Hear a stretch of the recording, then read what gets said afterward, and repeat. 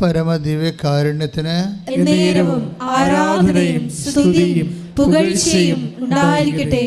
കർത്തൃ തിരുസന്നിധിയിലാണ് നമ്മളുള്ളതെന്ന് ആ ഓർമ്മ മനസ്സിൽ സൂക്ഷിക്കണം.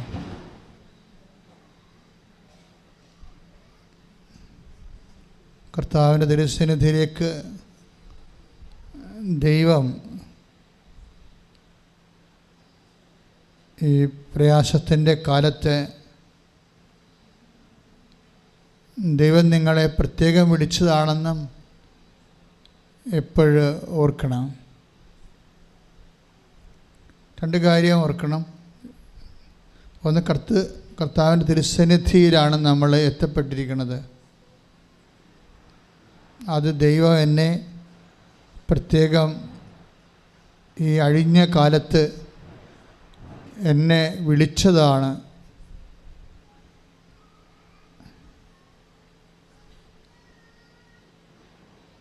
അപ്പം ദൈവം വിളിച്ചതാണ് എങ്കിലേ തീർച്ചയായിട്ടും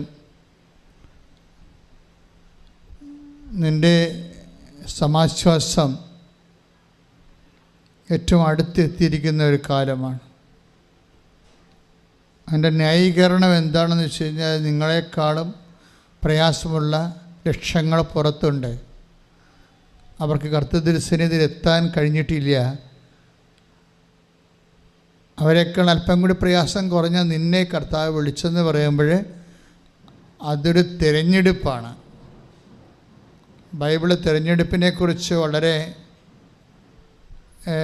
ആഴമായി ചിന്തിക്കാൻ നമ്മളെ പ്രേരിപ്പിക്കുന്നത് വിളിയോട് ചേർത്ത് വെച്ചുകൊണ്ടാണ്.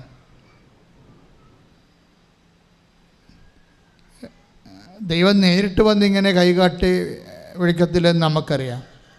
പക്ഷെ ദൈവം വിളിക്കുമെന്ന് നമുക്കറിയാം. ദൈവം വിളിക്കുന്നത് പലപ്പോഴും നമ്മൾ തിരിച്ചറിയണത് നമ്മൾ ദൈവതിരുസന്നിധിയിൽ വരുന്നതും വേദനയുടെ അടിസ്ഥാനത്തിലാണ്. ക്ലേശത്തിൻ്റെ, രോഗത്തിൻ്റെ, കടങ്ങളുടെ, പീഡകളുടെ, ഞെരുക്കത്തിൻ്റെ, ഇല്ലായ്മകളുടെയൊക്കെ ഒരടിസ്ഥാനത്തിലാണ്. അപ്പോൾ വേദന പലപ്പോഴും വിളിയായിട്ട് മാറാറുണ്ട്.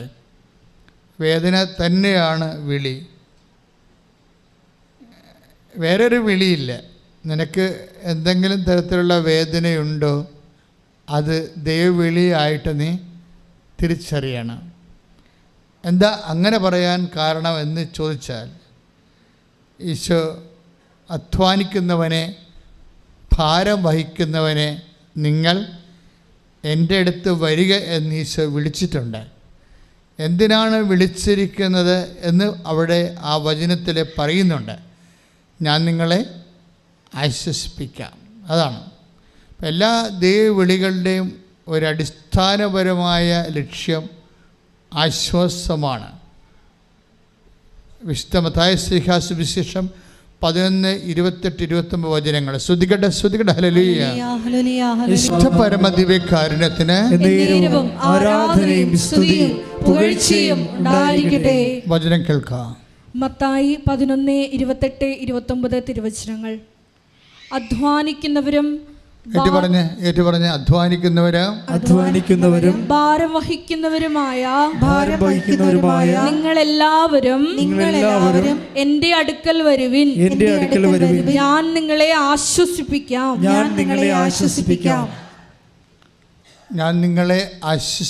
അപ്പം ആശ്വാസമാണ്. ഈ ആശ്വാസങ്ങൾ ബൈബിൾ നമ്മൾ പ്രാപിക്കുന്നത് അടയാളങ്ങളിലൂടെയാണ്. അടയാളങ്ങൾ എന്ത് തന്നെയായാലും അതൊരു ആശ്വാസം നൽകുന്നതായിരിക്കണം. ഗുരുതരമായ നമ്മുടെ ജീവിത പ്രശ്നങ്ങൾക്ക് ആശ്വാസം നൽകുന്ന, അതായത് കൃപാസനം കാശിർവത്തിൽ നിന്ന് തേനൊഴുകാൻ തുടങ്ങിയെന്ന് പറയുന്നതിൻ്റെ അകത്തൊക്കെ വലിയ ആശ്വാസങ്ങളൊന്നുമില്ല. അത്തരം ആശ്വാസങ്ങളിലേക്ക് ഒരു പക്വതയാർന്ന വിശ്വാസി പോകുന്നത് ശരിയാണെന്ന് ഞാൻ കരുതണില്ല. കാര്യം വെച്ചാൽ അടയാളങ്ങൾ അത് അങ്ങനെയൊക്കെ ഒരു കാലം നമുക്കുണ്ടായിരുന്നു. ആ കാലമെല്ലാം കഴിഞ്ഞു. നമ്മൾ പക്വതയിലേക്ക് വളരുന്നത്. പക്വതയെ പത്രോസിൻ്റെ ഏറ്റവും വലിയ ലേഖനങ്ങളുടെ ഒരു കാഴ്ചപ്പാട് ആധ്യാത്മികത പക്വതയാണ്. ബാല്യപാഠങ്ങൾ പിന്നിട്ട് നമുക്ക് പക്വതയിലേക്ക് റീഡിറ്റ് ഹെബ്രായർ 6:1 തിരുവചനം. ഹെബ്രായ ലേഖനം 6:1 പറഞ്ഞോളൂ. അതിനാൽ ക്രിസ്തുവിന്റെ വചനത്തിന്റെ പ്രഥമ പാഠങ്ങൾ പിന്നിട്ട് നമുക്ക് പക്വതയിലേക്ക് വളരാം. അപ്പൊ പക്വതയാർന്ന ഒരു സാക്ഷ്യമാണ് ഉടമ്പടി സാക്ഷികളിൽ നിന്ന് വരേണ്ടത്, സാക്ഷ്യം ലഭിക്കേണ്ടത്. കാരണം ഉടമ്പടി ഇപ്പോൾ ഉടമ്പടി എടുക്കുന്ന ആൾക്കാർക്ക് പെട്ടെന്ന് അവർക്ക് നീ നടക്കേണ്ട വഴി നിൻ്റെ മുഖത്ത് നോക്കി ഞാൻ നിന്നെ ഉപദേശിക്കുമെന്ന് പറഞ്ഞിട്ടുള്ള വചനങ്ങളില്ലേ, അതെല്ലാം വാഗ്ദാനങ്ങളാണ്. 32:8 വായിച്ചോളൂ. സങ്കീർത്തനം. സ്തുതിക്കട്ടെ ഹല്ലേലൂയ. ഞാൻ നിന്നെ ഉപദേശിക്കാം എന്ന് പറഞ്ഞ ഞാൻ നിന്നെ ഉപദേശിക്കാം, നീ നടക്കേണ്ട വഴി കാണിച്ചു തരാം, ഞാൻ നിന്റെ മേൽ ദൃഷ്ടി ഉറപ്പിച്ച് നിന്നെ ഉപദേശിക്കാം. ഇപ്പം നമ്മൾ ഏതെങ്കിലും ഒരു ദുർഘട ഘട്ടത്തിൽ പെട്ടുപോയാലേ പെട്ടെന്ന് നമ്മൾ അതിൽ നിന്ന് രക്ഷപ്പെട്ട് വരേണ്ട വഴികൾ ദൈവം ഓൺ ദി സ്പോട്ടിൽ വെളിപ്പെടുത്തും. അങ്ങനെയാണ് ഈ അടയാളങ്ങൾ ഉണ്ടാകുന്നത് ഓൺ ദി സ്പോട്ടിൽ. അതെന്തുകൊണ്ടാണ് അങ്ങനെ വെളിപ്പെടുത്തുന്നത്? അത് ഓൾറെഡി പ്രോമിസിൻ്റെ ഭാഗമാണ്. ഉടമ്പടി വർക്ക് ചെയ്യണത് പ്രോമിസിലാണ്. ദൈവം നൽകിയിട്ടുള്ള 8552 പ്രോമിസുകളുണ്ട് വിശുദ്ധ ഗ്രന്ഥത്തിൽ. ആ വാഗ്ദാനങ്ങളുടെ അടിസ്ഥാനത്തിലാണ് ഉടമ്പടി വർക്ക് ചെയ്യണത്. അപ്പം അതിൽ ഒരു പ്രോമിസാണിത്. എന്താണ്? നീ വഴി മുട്ടിപ്പോയാലേ നീ നടക്കേണ്ട വഴി നിൻ്റെ മേൽ ദൃഷ്ടി ഉറപ്പിച്ച് ഞാൻ നിനക്ക് പറഞ്ഞു തരാമെന്ന് പറയും. അപ്പം ദൈവം അതിൻ്റെ വഴികൾ പറഞ്ഞു തരും. ഇപ്പം ചില ആൾക്കാർ പറയത്തില്ലേ, സ്വപ്നം കണ്ടു, മാതാവിനെ സ്വപ്നം കണ്ടു എന്ന് പറയും, അല്ലെങ്കിൽ ഈശോയെ സ്വപ്നം കണ്ടു എന്ന് പറയും. But divide of any internal pressure, മറ്റു തരത്തിലുള്ള അസോസിയേഷൻ, അസിമിലേഷൻ പോലെയുള്ള കാരണങ്ങളില്ലാതെ തന്നെ കേവലമായ രീതിയിൽ നിലച്ചറിയാതിരിക്കുന്ന സമയത്ത് പെട്ടെന്ന് ദൈവിക മേഖലകളിലേക്ക് നമ്മൾ അന്തർദർശനം ചെയ്യുന്ന സ്വപ്നവും ദർശനവുമൊക്കെ ബൈബിളിലെ വാഗ്ദാനത്തിൻ്റെ ഭാഗമാണ്. ഇല്ലേ? നമുക്ക് വാഗ്ദാനം തന്നതാണ്. നിങ്ങളുടെ പിതാക്കന്മാർ സ്വപ്നങ്ങൾ കാണും. ജോയേലിൻ്റെ 2:28. സ്തുതിക്കട്ടെ ഹല്ലേലൂയ.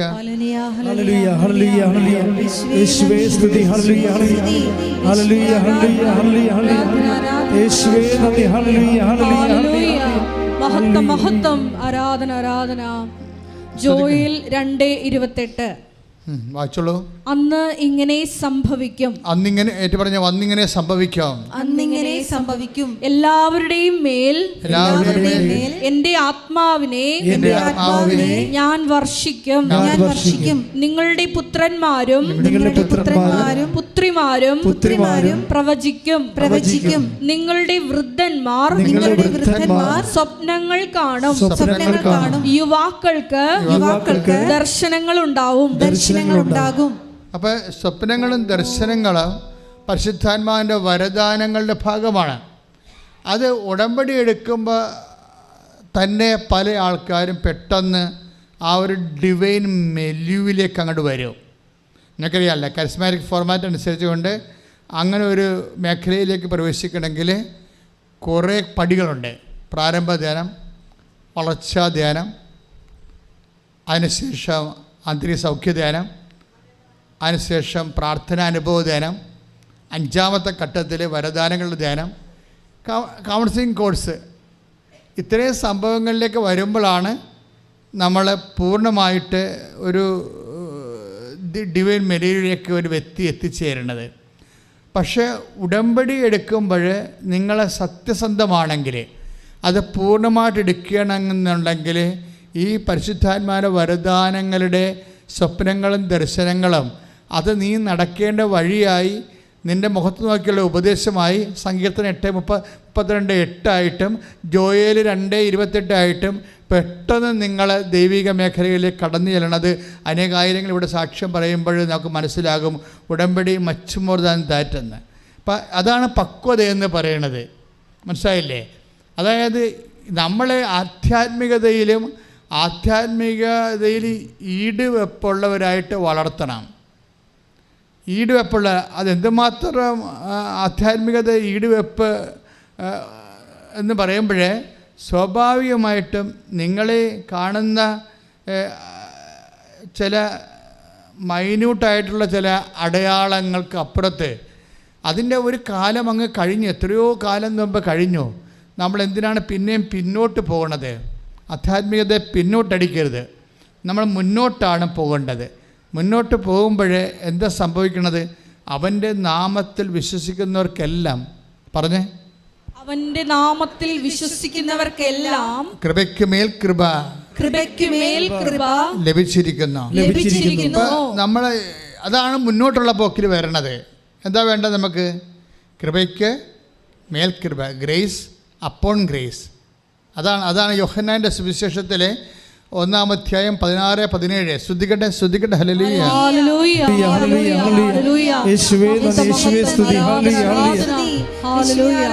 യോഹന്നാൻ 1:16. അവന്റെ പൂർണ്ണതയിൽ നിന്ന് അവന്റെ പൂർണ്ണതയിൽ നിന്ന് നാം എല്ലാം കൃപയ്ക്കുമേൽ കൃപ സ്വീകരിച്ചിരിക്കുന്നു. അപ്പം കൃപയ്ക്ക് മേൽ കൃപ, ഗ്രേസ് മാത്രമല്ല, അപ്പോൺ ഗ്രേസ് ആണ്. Grace upon grace. ഈ അപ്പോൺ ഗ്രേസ് ആണ് ഉടമ്പടി ലക്ഷ്യം വെക്കുന്നത്. അതെപ്പോഴും നിങ്ങൾ മനസ്സിലാക്കണം. കാര്യം മാതാവിൻ്റെ കൃപയിൽ പോലും he was not that satisfied. മാലാഖ അമ്മയോട് പറഞ്ഞ എന്താണ്? 2:28 ലുക്ക 2:28 മാലാഖ അമ്മയോട് എന്താ പറയണത്? Hail Mary full of grace, കൃപ നിറഞ്ഞവളെ സ്വസ്തി. പക്ഷേ എന്താ പ്രശ്നം വെച്ച് കഴിഞ്ഞാൽ, കൃപ നിറഞ്ഞവളെ സ്വസ്തി എന്ന് പറയുമ്പോൾ ഒരു മനുഷ്യന് സ്വാഭാവികമായിട്ട് ദൈവ വചനപ്രകാരം ജീവിക്കുമ്പോൾ എത്തിച്ചേരാൻ സാധ്യതയുള്ള ഒരു നിലവാരമാണ് കൃപയുടെ നിറവെന്ന് പറയണത്. പക്ഷേ ദൈവം അവിടെ വെച്ച് ആ കൃപയുടെ പാഠം അവസാനിപ്പിക്കണില്ല. അവിടെ വെച്ച് അവസാനിപ്പിക്കണില്ല. അതായത് വീണ്ടും നമുക്ക് ഒരു വിശ്വാസിയുടെ സാധ്യത, ക്രിസ്തു വിശ്വാസിയുടെ സാധ്യത എന്ന് പറയണത് അതുക്കും മേലെയാണ്. എന്താണ്?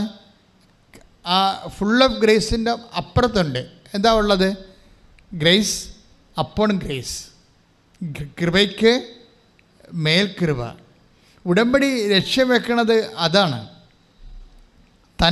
അതായത് ആർജിത കൃപ, സാധാരണയുള്ള കുദാശികളിലൂടെ നമുക്ക് ലഭിക്കുന്ന സക്രമെൻ്റൽ ഗ്രേസ്, കൗദാശിക വരപ്രസാദം. ആ കൗദാശിക വരപ്രസാദം ഒരു വ്യക്തി സ്വീകരിച്ചിട്ട് ആ മുതൽ മുടക്കിൽ അവൻ സ്വന്തമായിട്ട് ഉൽപ്പാദിപ്പിക്കുന്ന കൃപയാണ് അപ്പോൺ ഗ്രേസ്, മേൽകൃപ. ഈ മേൽകൃപയിലേക്കാണ് ഒരു വിശ്വാസി ഒരു ആധ്യാത്മികമായ യാത്ര നടത്തുന്നത്.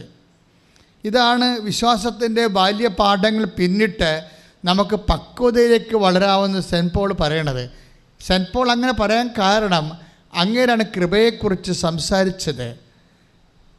അദ്ദേഹത്തിൻ്റെ അൾസറിൻ്റെ വലിയ ഒരു വേദന കാലഘട്ടങ്ങളിലും സമയത്ത് ഭക്ഷണം ആരും തരാൻ ഇല്ലാഞ്ഞ സമയത്ത് പട്ടിണി നിന്ന് സുവിശേഷ വേലയ്ക്ക് മുടക്കം വരാതെ ജീവിച്ചപ്പോൾ ഉണ്ടായ അൾസറിൻ്റെ ഭാഗമായിട്ട് വന്ന കുടൽ കരിച്ചിൽ, അതിൽ നിന്ന് ആ വേദന മാറാൻ വേണ്ടി, വയറിൽ സൂചി കൊണ്ട് കുത്തണ വേദന മാറാൻ വേണ്ടി അദ്ദേഹം കണ്ണീരോടെ കർത്താവിൻ്റെ തിരുസന്നിധിയിൽ പല പ്രാവശ്യം പ്രാർത്ഥിച്ചു.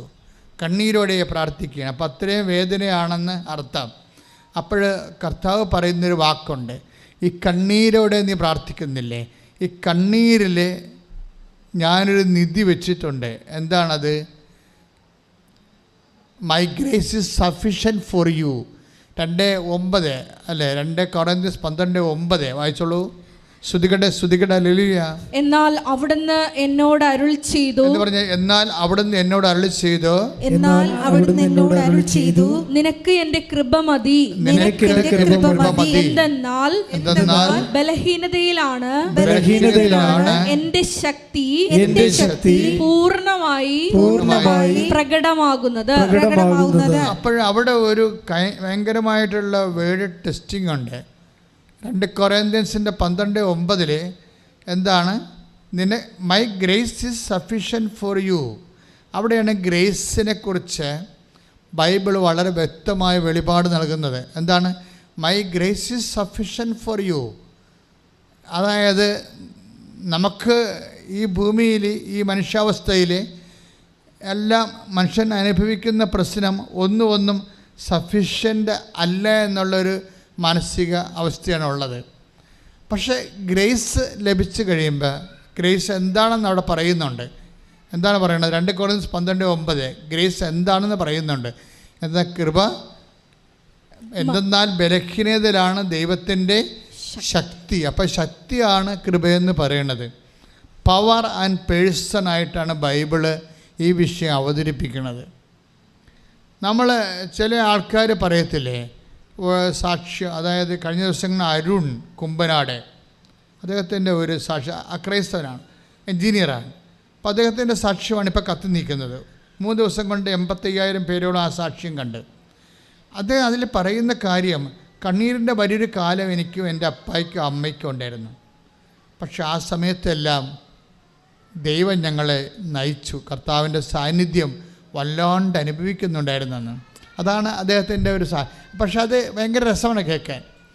അത് നിങ്ങളൊരിക്കലും ഹൃദയം കൊണ്ട് ബുദ്ധി കൊണ്ട് ചിന്തിക്കരുത്, ദൈവത്തെ ഹൃദയം കൊണ്ട് ചിന്തിക്കണം എന്നൊക്കെ അദ്ദേഹം പറയുന്നുണ്ട്. അതല്ല, അതായത് ചുമ്മായില്ല, ഭയങ്കര സീരിയസ് ആയിട്ടുള്ള പ്ലേസ്മെൻ്റാണ് അവിടെ. കാര്യങ്ങളെ അദ്ദേഹം അനുഭവിച്ച് ദൈവത്തെ അദ്ദേഹം പ്ലേസ് ചെയ്യാൻ. പക്ഷേ നന്നായിട്ടുണ്ട്. അപ്പോൾ അദ്ദേഹം പറയണത്, കണ്ണീരിൻ്റെ കാലത്ത് വല്ലാത്ത ദൈവത്തിൻ്റെ സാന്നിധ്യം ഞങ്ങൾ അനുഭവിക്കുന്നുണ്ടായിരുന്നു.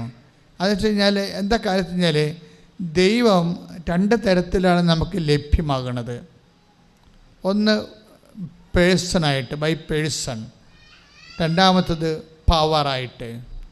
ബൈബിൾ എപ്പോഴും അവതരിപ്പിക്കുന്നത്, നിങ്ങളെപ്പോഴും പ്രെയർ ചെയ്യുമ്പോൾ അല്ലെങ്കിൽ നിങ്ങൾ എന്തെങ്കിലും ഒരു പ്രവൃത്തി ചെയ്യുമ്പോൾ അത് നമുക്ക് വേണേ ഒരു ഫങ്ഷൻ, നിങ്ങൾക്ക് എന്താണ് കുഴപ്പമെന്നറിയാവോ? ചിലർക്ക് എന്താ കുഴപ്പമെന്ന് വെച്ചാൽ, നിങ്ങൾ ആത്മാർത്ഥമായിട്ട് ഉടമ്പടിയിൽ വരുന്ന ഹോം വർക്കുകളൊക്കെ ചെയ്യുന്നുണ്ട് അല്ലേ? രോഗികളെ പോയി കാണുന്നു, കൃപാസന പത്രം കൊടുക്കുന്നു, പ്രാർത്ഥിച്ച് കൊടുക്കുന്നു, കർത്താവിനെ അറിയിക്കുന്നു, അറിഞ്ഞവരെ ആഴപ്പെടുത്തുന്നു, വസ്ത്രമില്ലാത്തവർക്ക് നിങ്ങൾ വസ്ത്രം കൊടുക്കുന്നു. ഇതൊക്കെ നമ്മൾ ചെയ്യുന്നുണ്ട്. പക്ഷെ ചെയ്യുമ്പോഴുണ്ടാകുന്നൊരു ഒരു പ്രശ്നമുണ്ട്. ഇതെല്ലാം ഉദ്ദേശം വെക്കുന്ന ഒരു ഉദ്ദേശമുണ്ട്. എന്താണ് ഉദ്ദേശം? ഇതൊരു ഫങ്ഷനല്ല, പിന്നെന്താണ്? ഒരു മിഷനാണ്. നിനക്ക് ഈശോയോട് സ്നേഹമുണ്ടെങ്കിൽ, ഈശോ പറഞ്ഞില്ലേ 13:35 യോഹന്നാൻ്റെ സുവിശേഷം, ശ്രുതികടെ ഹല്ലേലൂയ. യോഹന്നാന്റെ സുവിശേഷം 13:35 നിങ്ങൾ പരസ്പരം സ്നേഹിക്കുവിൻ. ഒന്ന് പറഞ്ഞ, നിങ്ങൾ പരസ്പരം സ്നേഹിക്കുവിൻ. ഞാൻ നിങ്ങളെ സ്നേഹിച്ചതുപോലെ നിങ്ങളും പരസ്പരം സ്നേഹിക്കുവിൻ. നിങ്ങൾക്ക് പരസ്പരം സ്നേഹമുണ്ടെങ്കിൽ നിങ്ങൾ എന്റെ ശിഷ്യന്മാരാണെന്ന് അതുമൂലം എല്ലാവരും അറിയും. എന്നെ സ്നേഹിക്കുന്നവൻ എൻ്റെ കൽപ്പന പാലിക്കും. അതിൻ്റെ ഭാഗമായിട്ട് ഈശോ പറഞ്ഞതാണ്, എന്നെ സ്നേഹിക്കുന്നവൻ എൻ്റെ കൽപ്പന പാലിക്കും. അപ്പോൾ നമ്മൾ ചെയ്യുന്ന സൽപ്രവർത്തികൾ, കൃപാവര പ്രവർത്തികളെല്ലാം ഒരു സ്നേഹത്തിൻ്റെ പ്രവർത്തികളാണ്. നമ്മൾ ചെയ്യുന്ന കൃപ. അപ്പോൾ ആ സ്നേഹം ഉണ്ടെങ്കിലാണ് അത് മിഷനാകത്തുള്ളൂ. അല്ലാതെ ഉടമ്പടി എടുത്തതാണ്, ശരി, അപ്പോൾ ഇന്ന കാര്യങ്ങൾ ചെയ്യണം, ശരി, അല്ലെങ്കിൽ കൗൺസിലിംഗ് ചെല്ലുമ്പോൾ അവർ പുതുക്കത്തില്ല, ശരി, അതുകൊണ്ട് ഞാൻ ചെയ്യുന്നു, ശരി, അത് ഫങ്ഷൻ എന്ന് പറയാം. അതിന് ഫങ്ഷനിൽ കൃപ വർക്കൗട്ട് ചെയ്യത്തില്ല. അതാണ് ഒരു കുഴപ്പം. നിങ്ങൾ ഫങ്ഷനാണ് ചെയ്യണമെന്നുണ്ടെങ്കിൽ അതിൽ കൃപ വർക്ക് ചെയ്യത്തില്ല.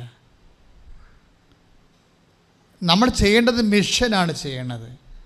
മിഷൻ എന്ന് പറയുമ്പോൾ ക്രിസ്തുവിനെ ഒരു വ്യക്തിയായി കണ്ട് സ്നേഹിച്ചിട്ട് ആ വ്യക്തിയുടെ വചനങ്ങൾ, എന്നെ സ്നേഹിക്കുന്നവൻ എൻ്റെ കൽപ്പന പാലിക്കും. ആ വചനം വായിച്ച് ശ്രുതികടെ ഹല്ലേലൂയ ഹല്ലേലൂയ ഹല്ലേലൂയ ഹല്ലേലൂയ യേശുവേ നന്ദി, യേശുവേ സ്തുതി, ഹല്ലേലൂയ ഹല്ലേലൂയ യേശുവേ ആരാധന ആരാധന ആരാധന ഹല്ലേലൂയ ഹല്ലേലൂയ ഹല്ലേലൂയ ആരാധന ആരാധന.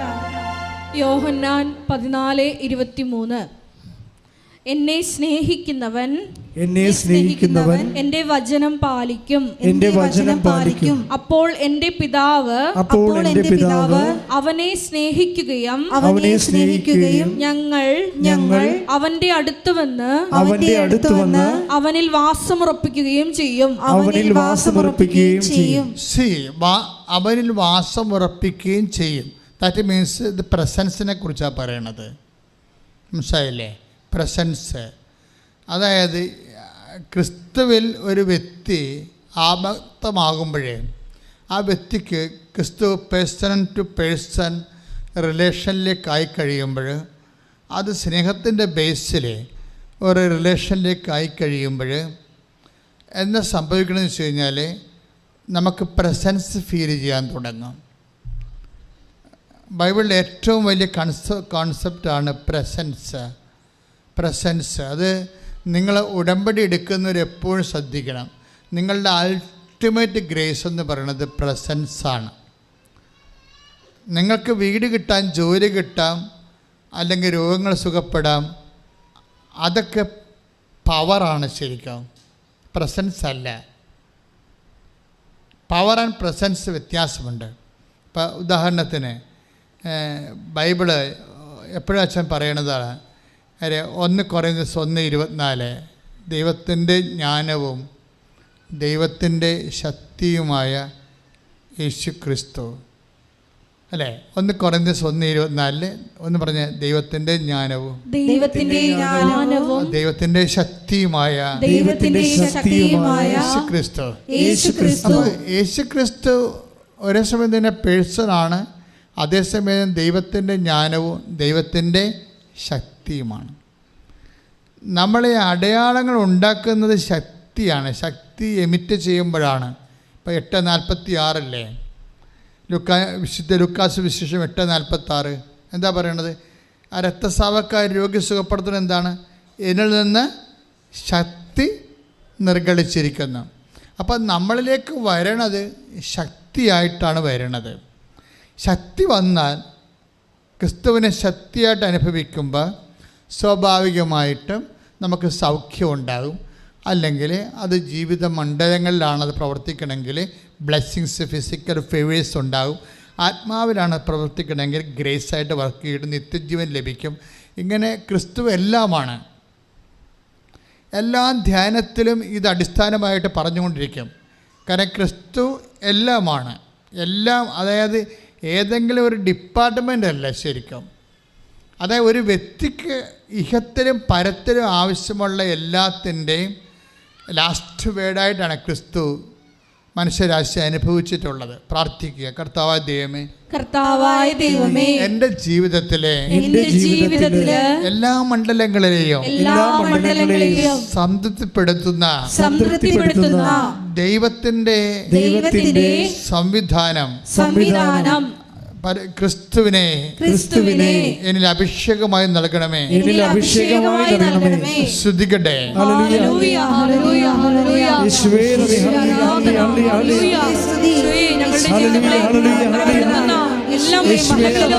ശക്തിയായി അഭിഷേകമായി വന്നു നിറയണമേ എന്ന് പ്രാർത്ഥിക്കുന്നു.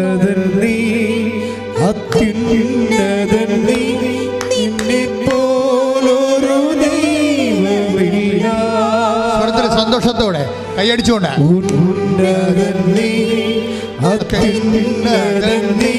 നിന്നെ ദൈവമില്ല. അത്ഭുതമാ അതിശയമാ നീ മാത്രമേ ദൈവമെന്നും. അത്ഭുതമാ അതിശയമാ നീ മാത്രമേ ദൈവമെന്നും. ഉന്നതൻ നീ, ഉന്നതൻ നീ, അത്യുന്നതൻ നീ, നിന്നെ പോലൊരു ദൈവമില്ല. അത്ഭുതമാ അതിശയമാ നീ മാത്രമേ ദൈവമെന്നും. പരിശുദ്ധ പരമദിവ്യകാരുണ്യത്തിന് എന്നേരവും ആരാധനയും സ്തുതിയും പുകഴ്ചയും ഉണ്ടായിരിക്കട്ടെ. ഇപ്പോൾ അതായത് ഉടമ്പടിയുടെ അൾട്ടിമേറ്റ് എയിമിലേക്കാണ് നമ്മൾ ഇപ്പോൾ സഞ്ചരിച്ചുകൊണ്ടിരിക്കുന്നത്. അതിൽ 2 കാര്യങ്ങളുണ്ടെന്ന് പറഞ്ഞ്, ഒന്ന് ജീസസ് ഒരേ സമയം തന്നെ പേഴ്സൺ ആൻഡ് പവറാണ്. ആദ്യത്തെ അലോട്ട്മെൻറ്റ് പവറാണ്, സെക്കൻഡ് അലോട്ട്മെൻറ്റ് പേഴ്സൺ. പവർ കിട്ടിക്കഴിഞ്ഞപ്പോൾ തന്നെ പോയി കളയരുത്, പേഴ്സൺ വരുന്നുണ്ട്, അതെപ്പോഴും വെയിറ്റ് ചെയ്യണം. പവറെന്ന് പറയുമ്പോൾ അത് ഇപ്പോൾ ബോഡിയിൽ വരുന്ന പവർ അടിച്ചു കഴിഞ്ഞാൽ അത് ഹീലിംഗായി മാറും. ഇപ്പം എന്തും ആൾക്കാർ ഇപ്പോൾ ഉടമ്പടിയിലെ സൗഖ്യത്തിന് ജസ്റ്റ് 3 മിനിറ്റ്സ് മതി. ഇപ്പോൾ സാക്ഷ്യം കേൾക്കുമ്പോൾ നമുക്ക് മനസ്സിലാകും, എനിക്കറിയത്തില്ലായിരുന്നു, സാക്ഷ്യം കേൾക്കുമ്പോൾ നമുക്ക് മനസ്സിലാകും. Only 3 minutes prayer. അതിനുള്ളിൽ അല്ലാതെ വാരിക്കെട്ടി 2 മണിക്കൂർ 1.5 മണിക്കൂർ പ്രാർത്ഥനയില്ല, ജസ്റ്റ് 3 മിനിറ്റ്സ് പ്രെയർ. കാര്യം ഉടമ്പടിയുടെ ബേസിലാണ് ആ പ്രെയർ ചെയ്യണത്. അപ്പോൾ നമുക്ക് തന്നെ മനസ്സിലായിട്ടില്ല ഉടമ്പടിക്ക് എന്തുമാത്രം റേഞ്ചാണുള്ളതെന്ന്. ഇതിങ്ങനെ ഓരോ ആൾക്കാർ ഓരോ ദിവസവും ഇങ്ങനെ സാക്ഷ്യം ചൊരിയുമ്പോഴല്ലേ നമുക്ക് മനസ്സിലാവണത്. ഇത് നമ്മളൊന്നും പിടിച്ചാൽ ഇത് നിൽക്കത്തില്ല, അത് വേറെ ഒരു ലോകത്തിലാണ് നമ്മളെ കൊണ്ട് എത്തിക്കുന്നത്. എല്ലാ മനുഷ്യരുടെയും എല്ലാ വിഷയങ്ങളല്ലേ, ക്രിസ്തു എല്ലാമാണെന്ന് പറഞ്ഞാൽ കറക്റ്റല്ലേ ഉടമ്പടിയിലൊക്കെ മനസ്സിലാകണത്. എല്ലാ മനുഷ്യരുടെയും എല്ലാ വിഷയങ്ങളിലേക്കുമാണ് ക്രിസ്തു സഞ്ചരിച്ച് പവറായിട്ടും വ്യക്തിയായിട്ടും എത്തണത്. അപ്പോഴേ ഉടമ്പടിയിലെ ലക്ഷ്യം എന്താണ്? അതായത് അവിടുന്ന് തൻ്റെ ജനങ്ങളുടെ അവരുടെ പാപങ്ങളിൽ നിന്ന് മോചിക്കുമെന്നാണ് മാലാഖ പ്രവചിക്കുന്നത്. അവിടുന്ന് തൻ്റെ ജനങ്ങളെ അവരുടെ പാപങ്ങളിൽ നിന്ന് മോചിക്കും എന്നാണ് മംഗളവാർത്തയിൽ മാലാഖ മറിയത്തോട് പറയുന്നത്. പക്ഷേ ക്രിസ്തു പിറന്നു കഴിഞ്ഞ് ശമയോൻ ദീർഘദർശി പറയണത് എന്താണ്? എല്ലാ മനുഷ്യർക്കും വേണ്ടി ഒരുക്കിയിരിക്കുന്ന രക്ഷ ഞാൻ എൻ്റെ കണ്ണുകൊണ്ട് കണ്ടിരിക്കുന്നു. അപ്പോൾ രക്ഷ എനിത്തിങ് ആകാം. അതായത് എവിടെയാണ് നിനക്ക് ഒരു അതിജീവനം വേണ്ടത്, ആത്മീയമാണെങ്കിലും മാനസികമാണെങ്കിലും ശാരീരികമാണെങ്കിലും, അപ്പോൾ അതിജീവനത്തിൻ്റെ ഒരു ദൈവ പദ്ധതിയായിട്ടാണ് ക്രിസ്തു വ്യക്തികൾ ഉടമ്പടിയിലൂടെ ഓരോ നിമിഷവും അനുഭവിച്ചുകൊണ്ടിരിക്കുന്നത് കൊണ്ടാണ് ഞാൻ നിങ്ങൾ കുറച്ചുകൂടി സീരിയസ് ആകണമെന്ന് പറഞ്ഞത്. എന്താ സീരിയസ് ആകണമെന്ന് പറഞ്ഞാൽ അറിയാവോ? ഇതിന് ഒത്തിരി സാധ്യതയുള്ളത് ഓരോ ദിവസവും നമ്മൾ അനുഭവിക്കുന്നുണ്ട് ഓരോ വ്യക്തികൾ. ഇപ്പം ഇന്ന് വെളുപ്പിന് ഞാനൊരു സാക്ഷ്യം 3.5 മണിക്കൂർ സാക്ഷ്യം കേട്ടു. സർക്കാസ്റ്റിക്കാണ് അത്. അപ്പോൾ ഒരു കുട്ടിക്ക് സ്ഥിരമായിട്ട് അവർക്ക് ഹിയറിങ് കിട്ടത്തില്ല. 3-4 പ്രാവശ്യം ഈ OIT എഴുതിയിട്ടുണ്ട്. കുറേ വർഷമായിട്ട് കുറേ നാളായിട്ട് ഹിയറിങ് കിട്ടത്തില്ല. ഇപ്പോൾ എന്താ അത് കിട്ടത്തില്ല. പക്ഷേ it is known to me. എന്നോട് അവൾ അത് പറഞ്ഞിട്ടില്ല. ഇതാണ് എൻ്റെ പ്രശ്നമെന്നുള്ളത് എന്നോട് പറഞ്ഞിട്ടില്ല. പക്ഷേ ഇവരിങ്ങനെ ഈ പ്രൊഫഷണൽസ് എല്ലാം ഇങ്ങനെ മുട്ട നിൽക്കുമല്ലോ ഇവിടെ. അപ്പം എൻ്റെ ഓരോ പ്രോസസ് പ്രയറിൻ്റെ സമയത്ത് ഞാൻ ഇവളുടെ ചെവിയെ തൊട്ട് പ്രാർത്ഥിക്കും. പക്ഷേ it is known to me. ഇവൾക്ക് ഇതാണ് പ്രശ്നമെന്നുള്ളത് എന്നോട് പറഞ്ഞിട്ടില്ല. പക്ഷെ ചെവിയെ തൊട്ട് പ്രാർത്ഥിക്കുമ്പോൾ വേറെ, അതായത് ഇവൾ പോകുമ്പോൾ ഇവൾ ചിന്തിക്കും എന്തുകൊണ്ടാണ് അച്ഛൻ്റെ ചെവിയെ തൊട്ടത്, എന്തുകൊണ്ടാണ് അച്ഛൻ്റെ ചെവിയെ തൊട്ടത്. പക്ഷെ അത് അപ്പോഴതിന് ഉത്തരമില്ല. പരീക്ഷ ഹാളിലേക്ക് പോയി ഇരിക്കുമ്പോൾ ഇവളുടെ മെയിൻ പ്രോബ്ലം എന്തായിരുന്നു? എല്ലാ സമയത്തും മൊഡ്യൂൾ പോകാൻ കാര്യം ഹിയറിംഗ് മൊഡ്യൂളാണ് പോണത്. പരീക്ഷ ഹാളിൽ ചെല്ലിക്കുമ്പോൾ എന്താ സംഭവിക്കണത്? ഇവൾ പഴയതുപോലെ തന്നെ കേൾക്കണത് ഒരു സംഭവം, കേൾക്കണത്, പക്ഷേ അതിനും ഉത്തരം പറയണത് വേറെ സംഭവം. അതായത് അതുപോലെ തന്നെ കേൾക്കണത് ഒരു സംഭവം, പിന്നെ എഴുതി വെക്കണത് വേറെ സംഭവം. അപ്പോൾ ഇവർക്ക് തന്നെ അറിയാം ഇത് എന്ത് മണ്ടം പരിപാടിയാണ് കാണിക്കണത്. ഞാൻ കേൾക്കണതല്ലല്ലോ തിരിച്ച് പറയണത്, ഞാൻ കേൾക്കണതല്ലല്ലോ എഴുതി വെക്കണത്. അപ്പോൾ ഇത് തമ്മിൽ ഇവൾക്ക് തന്നെ കൺഫ്യൂഷനാണ്. അതായത് ഇതിനെ ചെവിയെ തൊട്ടിരിക്കുന്ന ഒരു അഭിഷേക പ്രാർത്ഥനയുടെ ഒരു അവസ്ഥ, ഇത് ചെവിയിൽ ആ വരുന്ന മൊഡ്യൂൾസിനെ അതേസമയം തന്നെ ഇതിനെ ട്രാൻസ്ഫർ ചെയ്യുകയാണ് അതിൻ്റെ കറക്റ്റ് ഉത്തരങ്ങളിലേക്ക് ഗൈഡ് ചെയ്തുകൂടെ. ഞാൻ ഇടയ്ക്ക് നിങ്ങളോട് പറയാറുണ്ട്, ഉടമ്പടി ഒരു ഗൈഡഡ് മിസൈൽ പ്രോഗ്രാംഡ് പ്രെയർ പോലെയാണ്. ഇത് അതിൻ്റെ കറക്റ്റ് ടാർഗറ്റിലേക്കേ പോകത്തുള്ളൂ, ഷാർപ്പ് ഷൂട്ട് ചെയ്യുന്ന പ്രെയറാണിത്. അതുകൊണ്ടാണ് നിങ്ങളെപ്പോഴും ഈ വളരെ മാത്തമാറ്റിക്കലായിട്ടാണ് ഉടമ്പടിയോട് ഇടപെടേണ്ടത്. കാര്യം അതിലെന്താണ് ഡിമാൻഡ് ചെയ്തിരിക്കുന്നത്, അതിൻ്റെ ഒരു ഫീലുണ്ട്. ഡിമാൻഡ് ചെയ്യണത് നമുക്ക് ടെക്നിക്കലായിട്ട് വേണമെങ്കിൽ സാറ്റിസ്ഫൈ ചെയ്യാം, ടെക്നിക്കൽ സാറ്റിസ്ഫാക്ഷൻ ഫങ്ഷനായിട്ട് മാറും. പക്ഷേ അതിൻ്റെ അകത്തൊരു കോർഡിയൽ എലമെൻ്റ് ഉണ്ട്, ദൈവത്തോടുള്ള സ്നേഹം. അതുകൂടി ചേർത്ത് വെച്ചാണ് നിങ്ങൾ ഇപ്പോൾ പത്രോസ് തന്നെ എന്താ പറയണത്, പ്രസംഗിക്കുന്നവൻ. If you are a speaker, speak as if it is instructed by the God. ആ വായിച്ചനും എടുത്ത് ശ്രുതിക്കട്ടെ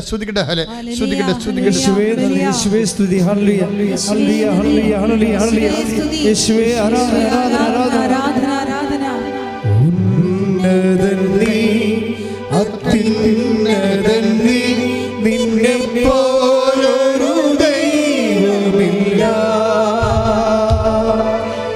ഉന്നതൻ നീ, അത്യുന്നതൻ നീ, നിന്നെ പോലൊരു ദൈവമില്ല. അത്ഭുതമാ അതിശയമാ നീ മാത്രമേ ദൈവമെന്നും. 1 പത്രോസ് 4:11 പ്രസംഗിക്കുന്നവൻ ദൈവത്തിന്റെ അരുളപ്പാട് നൽകുന്നവനെ പോലെ പ്രസംഗിക്കട്ടെ. ശുശ്രൂഷിക്കുന്നവൻ ജസ്റ്റ് ഗോട്ട് ദ പോയിന്റ്. എന്താണ് അടുത്ത എന്താ പറയണത്? ശുശ്രൂഷിക്കുന്നവൻ. വായിച്ചോളൂ. ശുശ്രൂഷിക്കുന്നവൻ ദൈവത്തിൽ നിന്ന് ലഭിച്ച ശക്തി കൊണ്ട് എന്ന പോലെ ശുശ്രൂഷിക്കട്ടെ. അപ്പൊ ശുശ്രൂഷയാണ് ഇവിടുത്തെ വിഷയം. നിങ്ങൾ പറഞ്ഞാലും ആര് കർത്താവിൽ നിന്ന് അരുളപ്പാട് ലഭിച്ചവനെ പോലെ പറയണം. പിന്നെ എന്താണ്? നിങ്ങൾ ശുശ്രൂഷിച്ചാൽ, ഇപ്പം നീ ദൈവത്തിൽ നിന്ന് ശക്തി ലഭിച്ചവനെ പോലെ നിങ്ങൾ ശുശ്രൂഷിക്കണം. അപ്പം ദൈവത്തിൽ നിന്ന് ശക്തി ലഭിച്ചവനെ പോലെ. അപ്പോഴേ ശുശ്രൂഷയും ശക്തിയും തമ്മിൽ ബന്ധമുണ്ട്. എന്താ കാര്യം? യേശുക്രിസ്തു 1 Corinthians 1:24 പറയുന്നു. എന്താ പറയണത്? ദൈവത്തിൻ്റെ ജ്ഞാനമാണ്, ദൈവത്തിൻ്റെ ശക്തിയാണ്. ക്രിസ്തുവിൽ നിന്ന് ശക്തി ലഭിക്കുക എന്ന് വെച്ചാൽ ശക്തിയുടെ ക്രിസ്തുവിൻ്റെ തത്സമമായിട്ടാണ് ശക്തി വരണത്. ക്രിസ്തു വരുന്നത്, നമ്മുടെ ഉള്ളിൽ വരണത്, അതിൻ്റെ ഫീലിംഗ് പ്രയോഗപരതയിൽ വരണത് ഈ ശക്തിയാണ് ഫീൽ ചെയ്യണത്. എന്തൂസിയാസമായിരിക്കും. ഇതിന് നമ്മൾ അഭിഷേകമെന്നും പറയും. ഭയങ്കര പവർ. അത് ബീവിനൊക്കെ ഇവിടെ ഇരിപ്പുണ്ട് അല്ലേ?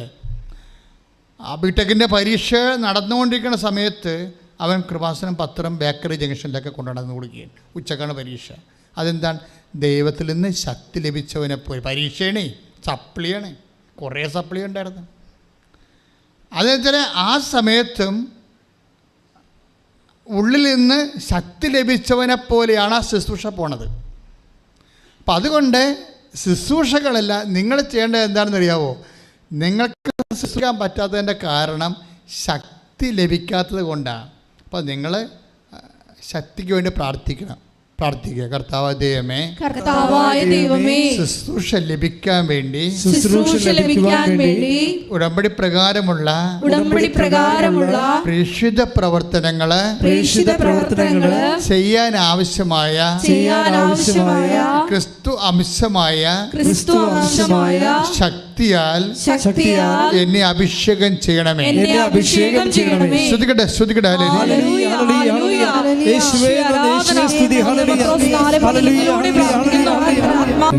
കൃപ ലഭിക്കാനുള്ള ഏറ്റവും വലിയ ഒരു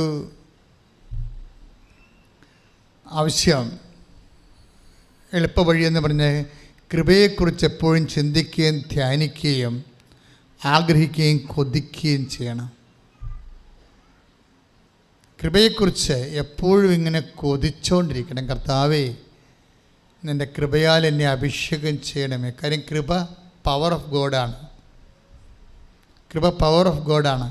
ഇതെങ്ങനെ വർക്ക് ചെയ്യുമെന്ന് നമുക്ക് ഒരു പിടിയില്ല. എന്നുവെച്ചാൽ ഇത് മെറിറ്റിലല്ല വർക്ക് ചെയ്യണത്. നമ്മുടെ കോൺഫിഡൻസ് ഇരിക്കുന്നത് മെറിറ്റിലാണ്. പലപ്പോഴും നമ്മുടെ കോൺഫിഡൻസ് അസോസിയേറ്റ് ചെയ്ത് അത് ഘടിപ്പിച്ചിരിക്കുന്നത് മെറിറ്റ് എന്നുള്ള അതായത് യോഗ്യത എന്നുള്ള ഒരു വിഷയമായിട്ടാണ് നമ്മുടെ ആത്മവിശ്വാസം ഘടിപ്പിച്ചിരിക്കുന്നത്. പക്ഷേ കൃപയുടെ റെലമിലേക്ക് വരുമ്പോൾ നിങ്ങളുടെ മെറ്റീരിയൽ ആയിട്ടുള്ള മെറിറ്റും അതിനോട് ബന്ധപ്പെട്ട് വരുന്ന കോൺഫിഡൻസും അത് നിങ്ങളുടെ മനുഷ്യാത്മകതയുടെ ഒരു ഭാഗമാണ്, ദൈവികതയുടെ അല്ല. വളരെ സീരിയസ് ആയിട്ടുള്ള വിഷയമാണ് സംസാരിച്ചത്. എന്ന് വെച്ച് കഴിഞ്ഞാൽ നമ്മുടെ പല കോൺഫിഡൻസും, ഇപ്പം നിങ്ങൾക്ക് കോൺഫിഡൻസ് ഇല്ല എന്ന് പറയത്തില്ലേ, എനിക്ക് കോൺഫിഡൻസ് ഇല്ല. ചിലപ്പോൾ ഇൻ്റർവ്യൂവിനാകും എനിക്ക് കോൺഫിഡൻസ് ഇല്ല. കഴിഞ്ഞ ദിവസത്തെ ഒരു സാക്ഷ്യം എന്താണ്, അതായത് ഇൻ്റർവ്യൂ നടന്നുകൊണ്ടിരിക്കുകയാണ്. അപ്പോൾ വീഡിയോ ഇൻ്റർവ്യൂവിലാണ്, എംബസിയിലെ വിസ ഇൻ്റർവ്യൂ ആണ്. പക്ഷേ ഇവർക്ക് സ്പീക്കിംഗ് ഭയങ്കര പ്രോബ്ലമാണ്. അപ്പുറത്ത് ഇരിക്കുന്ന ആൾ വിസ ഇൻ്റർവ്യൂ അല്ല, ജോബ് ഇൻ്റർവ്യൂ ആണ്. അപ്പോൾ ജോബ് ഇൻ്റർവ്യൂവിന് അയാളോട് സംസാരിക്കുകയാണ്. പക്ഷേ സംസാരിക്കുമ്പോൾ ഇവൾക്കൊരു കോൺഫിഡൻസും ഇല്ല. എന്നിട്ട് ഇവൾ സംസാരിക്കണമെല്ലാം പൊട്ടത്തെറ്റാണെന്ന് ഇവൾക്ക് നന്നായിട്ടറിയാം. പക്ഷേ അതിൻ്റെ ഇൻ്റർവ്യൂ ചെയ്യുന്ന ആൾ ഇറ്റ്സ് ഓക്കെ എന്ന് പറയുന്നുണ്ട്. അപ്പോൾ ഇവൾക്ക് തോന്നുന്നു ഇയാൾ എന്തറിഞ്ഞിട്ട് ഞാൻ പറഞ്ഞ പൊട്ടത്തെറ്റാണല്ലോ, പിന്നെ ഇയാൾ എന്താണ് ഇറ്റ്സ് ഓക്കെ പറഞ്ഞത്, ഇയാൾ എന്നെ കളിയാക്കുകയാണെന്നാണ് അവൾ ചോദിക്കുന്നത്. പക്ഷേ അതല്ല സംഭവം. ആ ജോലി അവൾക്ക് കിട്ടും. That is devoid of your merit. അതാണ് വിഷയം. അതായത് നമ്മുടെ കോൺഫിഡൻസ്, നിങ്ങളെ കോൺഫിഡൻസ് എന്ന് പറയുന്ന നിങ്ങളുടെ ആത്മവിശ്വാസം, അത് നിങ്ങൾ അസോസിയേറ്റ് ചെയ്തിരിക്കുന്നത് നിങ്ങളുടെ മെറിറ്റുമായിട്ടാണ്. നിങ്ങളുടെ യോഗ്യത, മേ ബി കലിബർ, കപ്പാസിറ്റി, അത് ലാംഗ്വേജ് ആകാം, അല്ലെങ്കിൽ നിങ്ങളുടെ എന്തെങ്കിലും തരത്തിലുള്ള സർട്ടിഫിക്കറ്റ്സ് ആയിരിക്കും, അല്ലേ? നിങ്ങൾ നേടിയെടുത്ത കുറേ സർട്ടിഫിക്കറ്റുകൾ, ക്രാഷ് ആയിട്ടുള്ള കോഴ്സുകളിലേക്ക് ഉണ്ടാക്കിയിട്ടുള്ള സർട്ടിഫിക്കറ്റുകളായിരിക്കും. അതാണ് നിങ്ങളുടെ കോൺഫിഡൻസ് എന്ന് പറയുന്നത്. പക്ഷെ നിങ്ങളുടെ കോൺഫിഡൻസ് നിങ്ങൾ നേടിയെടുത്ത നിങ്ങളുടെ മനുഷ്യ ശക്തിയിൽ അടിസ്ഥാനപ്പെടുത്തിയുള്ള നിങ്ങളുടെ നേട്ടത്തിനേക്കാൾ ഉപരി ബിബ്ലിക്കൽ കോൺഫിഡൻസ് വർക്കൗട്ട് ചെയ്യണത് നിങ്ങളിൽ വസിക്കുന്ന ദൈവത്തിൻ്റെ സാന്നിധ്യത്തിലാണ്. കൈയടിച്ച് കർത്താനത്തോടെ ശുദ്ധപരമദിവ്യകാരുണ്യത്തിന്. അപ്പോൾ നമ്മളുടെ ആത്മവിശ്വാസം വർക്ക് ചെയ്യണത് നമ്മുടെ യോഗ്യതയിലല്ല, മറിച്ച് കർത്താവിൻ്റെ വാഗ്ദാനങ്ങളിലുള്ള വിശ്വാസത്തിലായിരിക്കണം. സങ്കീർത്തനം 44:3 എന്താ പറയണത്? അവരെ നാട് പിടിച്ചടക്കിയത് വാളുകൊണ്ടല്ലെന്ന്. ഭയങ്കര വചനമാണ്. ഞാൻ വെളുപ്പിനെ 3 മണിക്ക് എഴുന്നേറ്റപ്പോൾ ആ സമയത്തുള്ള പ്രാർത്ഥന കിട്ടിയ വചനങ്ങളാണ് ഈ പറഞ്ഞുകൊണ്ടിരിക്കണേക്കെ. അതായത് അവർ നാട് പിടിച്ചടക്കിയത് വാളുകൊണ്ടല്ല. പിന്നെ എന്താണെന്ന് സങ്കീർത്തനം പറയുന്നുണ്ട്. സങ്കീർത്തനം 44:3 വായിച്ചുള്ളൂ. വാളുകൊണ്ടല്ല അവർ നാട് പിടിച്ചടക്കിയത്, കരമ്പലം കൊണ്ടല്ല അവർ വിജയം വരിച്ചത്. എന്ന് പറഞ്ഞ വാളുകൊണ്ടല്ല അവർ നാട് പിടിച്ചടക്കിയത് അവർ നാട് പിടിച്ചടക്കിയത് കരബലം കൊണ്ടല്ല, കരബലം കൊണ്ടല്ല, അവർ വിജയം വരിച്ചത്. അവർ വിജയം വരിച്ചത്. പിന്നെ എന്തുകൊണ്ടാണ് സങ്കീർത്തനം പറയുന്നുണ്ട്? പറഞ്ഞോളൂ, വായിച്ചോളൂ താഴേക്ക്. അവിടുത്തെ വലതു കൈയും അവിടുത്തെ വലത്ത് കൈയും അവിടുത്തെ വലത് കൈയും ഭുജവും മുഖപ്രകാശവും കൊണ്ടത്രേ അങ്ങ് അവരിൽ പ്രസാദിച്ചു. അങ്ങ് അവരിൽ പ്രസാദിച്ചു. കണ്ടോ, അവർ നാട് പിടിച്ചടക്കിയത് എങ്ങനെയാണ്? നാട് പിടിച്ചടക്കുകയോ പരീക്ഷ ജയിക്കുകയോ അല്ലെങ്കിൽ വസ്തു ലേലത്തിൽ പിടിക്കുകയോ കേസ് ജയിക്കുകയോ അല്ലെങ്കിൽ വിവാഹം കഴിക്കുകയോ മക്കൾ ജനിക്കുകയോ ചെയ്യുന്നതിന് രണ്ട് ഫോർമാറ്റ് ഉപയോഗിക്കാം. സ്വാഭാവികമായ എല്ലാവർക്കുമുള്ള ഒരു ജനറൽ ആയിട്ടുള്ള ഒരു ഫോർമാറ്റ് ഉപയോഗിക്കാം. പക്ഷേ നീ ജനറൽ കമ്പാർട്ട്മെൻറ്റിൽ വരുന്ന ആളല്ലല്ലോ. നിന്നെ ക്രിസ്തു സ്പെഷ്യൽ കമ്പാർട്ട്മെൻറ്റിലേക്ക് മാറ്റിയില്ലേ? അവൻ നിന്റെ വില കൊടുത്തു കഴിഞ്ഞപ്പോൾ നിന്റെ വീണ്ടെടുത്തപ്പോൾ കൈയിടിച്ച് കർത്താവിശുദ്ധ പരമ ദിവ്യകാരണത്തിന് അപ്പൊ ക്രിസ്തുവിൽ വിശ്വസിക്കുന്നവൻ ഈ ജനറൽ കമ്പാർട്ട്മെന്റിൽ നിന്ന് മാറുകയാണ് കേട്ടോ, സ്പെഷ്യൽ കമ്പാർട്ട്മെന്റിലേക്ക് വരിക. അതുകൊണ്ട് ബൈബിള് പറയും ക്രിസ്തുവിലായിരിക്കുന്നവൻ പുതിയ സൃഷ്ടിയാണെന്ന്. സൃഷ്ടി തന്നെ മാറിപ്പോയതാണ്. ശ്രദ്ധിക്കട്ടെ, ഹലോ ടേക്ക് ദ ബാഡ്. ശ്രദ്ധിക്കട്ടെ, hallelujah hallelujah hallelujah hallelujah hallelujah യേശുവേ ആരാധന ആരാധന ആരാധന ആരാധന. ശ്രദ്ധിക്കട്ടെ ശ്രദ്ധിക്കട്ടെ, ഹല്ലേലൂയ. 5:17 വായിച്ചോളൂ. ക്രിസ്തുവിൽ ആയിരിക്കുന്നവൻ പുതിയ സൃഷ്ടിയാണ്, പഴയത് കടന്നുപോയി, ഇതാ പുതിയത് വന്നു കഴിഞ്ഞു. വേഴ്സിക്കൽ 2 കൊരിന്തോസ് 5:17 2 കൊരിന്തോസ് 5:17 ഏറ്റു പറഞ്ഞേ. ക്രിസ്തുവിൽ ആയിരിക്കുന്നവൻ പുതിയ സൃഷ്ടിയാണ്. That means it's a different person. ക്രിസ്തുവിൽ ആയിരിക്കുന്നവൻ എങ്ങനെയാണ് പുതിയ സൃഷ്ടിയാകണത്? അവൻ ജനറൽ കമ്പാർട്ട്മെൻറ്റിൽ നിന്ന് മാറി. ജനറൽ കമ്പാർട്ട്മെൻറ്റ് എന്തൊക്കെയാണ് സംഭവിക്കുന്നത്? അത് മെറിറ്റിലാണ് വർക്ക് ചെയ്യണത്. ക്രിസ്തുവിലായിരിക്കുന്നവന് ഗ്രേസിലാണ് വർക്ക് ചെയ്യണത്. മെറിറ്റിൽ എന്താ കുഴപ്പം? അവർ നാട് പിടിച്ചടക്കിയത് വാളുകൊണ്ടല്ല അല്ലേ? നാടൊക്കെ പിടിച്ചെടുക്കുന്നത് വാളുകൊണ്ടല്ലേ? അതാണ് മെറിറ്റ് എന്ന് പറയണത്. പിന്നെ എന്താണ്? അവർ വിജയിച്ചത് കരബലം കൊണ്ടല്ല, മസിൽ പവർ കൊണ്ടല്ലെന്ന്. കരബലം അല്ലേ, മണി പവർ, മസിൽ പവർ. ഈ ലോകത്ത് ഓരോ കാര്യങ്ങൾ നടക്കുന്നത് എങ്ങനെയാണ്? മണി പവർ അല്ലേ, അല്ലെങ്കിൽ മസിൽ പവർ കൊണ്ടാണ്. അപ്പോൾ ഇതൊക്കെ മണി പവർ ഉള്ളവന് കോൺഫിഡൻസ് ഉണ്ട്, മസിൽ പവർ ഉള്ളവന് കോൺഫിഡൻസ് ഉണ്ട്. ഇത് രണ്ടും ഇല്ലാത്തവർക്ക് കോൺഫിഡൻസ് ഇല്ലെന്നല്ല, ഇത് രണ്ടും ഇല്ലാത്തവന് ഇരട്ടി കോൺഫിഡൻസ് ഉണ്ട്. The confidence of Jesus Christ കൈയടിച്ച് പരിശുദ്ധ പരമ ദിവ്യകാരുണ്യത്തിന് എന്തുകൊണ്ടാണ് ഇപ്പൊ 2 കൊരിന്തോസ് 5:17 പറഞ്ഞില്ലേ, ക്രിസ്തുവിലായിരിക്കുന്നവൻ ഒരു പുതിയ സൃഷ്ടി ആയിരിക്കുന്നു. ആ പുതിയ സൃഷ്ടി ആകണം എങ്ങനെയാണ്? അതെന്തുകൊണ്ടാണ്? പവർ റലം മാറിയിട്ട് പേഴ്സണിലേക്ക് വരും. ഇപ്പം പേഴ്സൺ, വ്യക്തി. ഉടമ്പടിയുടെ ഏറ്റവും വലിയ വാഗ്ദാനം എന്താണ്? I will come with you wherever you go. നീ എവിടെ പോയാലും നിൻ്റെ കൂടെ ഞാനുണ്ടാകും. 33:14 പുറപ്പാടിൻ്റെ പുസ്തകം. ശ്രദ്ധിക്കട്ടെ ശ്രദ്ധിക്കട്ടെ. ഹല്ലേലൂയ ഹല്ലേലൂയ ഹല്ലേലൂയ ഹല്ലേലൂയ യേശുവേ യേശുവേ സ്തുതി. ഹല്ലേലൂയ ഹല്ലേലൂയ ഹല്ലേലൂയ യേശുവേ ആരാധന. പുറപ്പാട് 33:14 ഞാൻ തന്നെ നിന്നോട് കൂടെ വരികയും. ഒന്ന് പറഞ്ഞേ, ഞാൻ തന്നെ നിന്നോട് കൂടെ വരികയും നിനക്ക് ആശ്വാസം നൽകുകയും ചെയ്യും.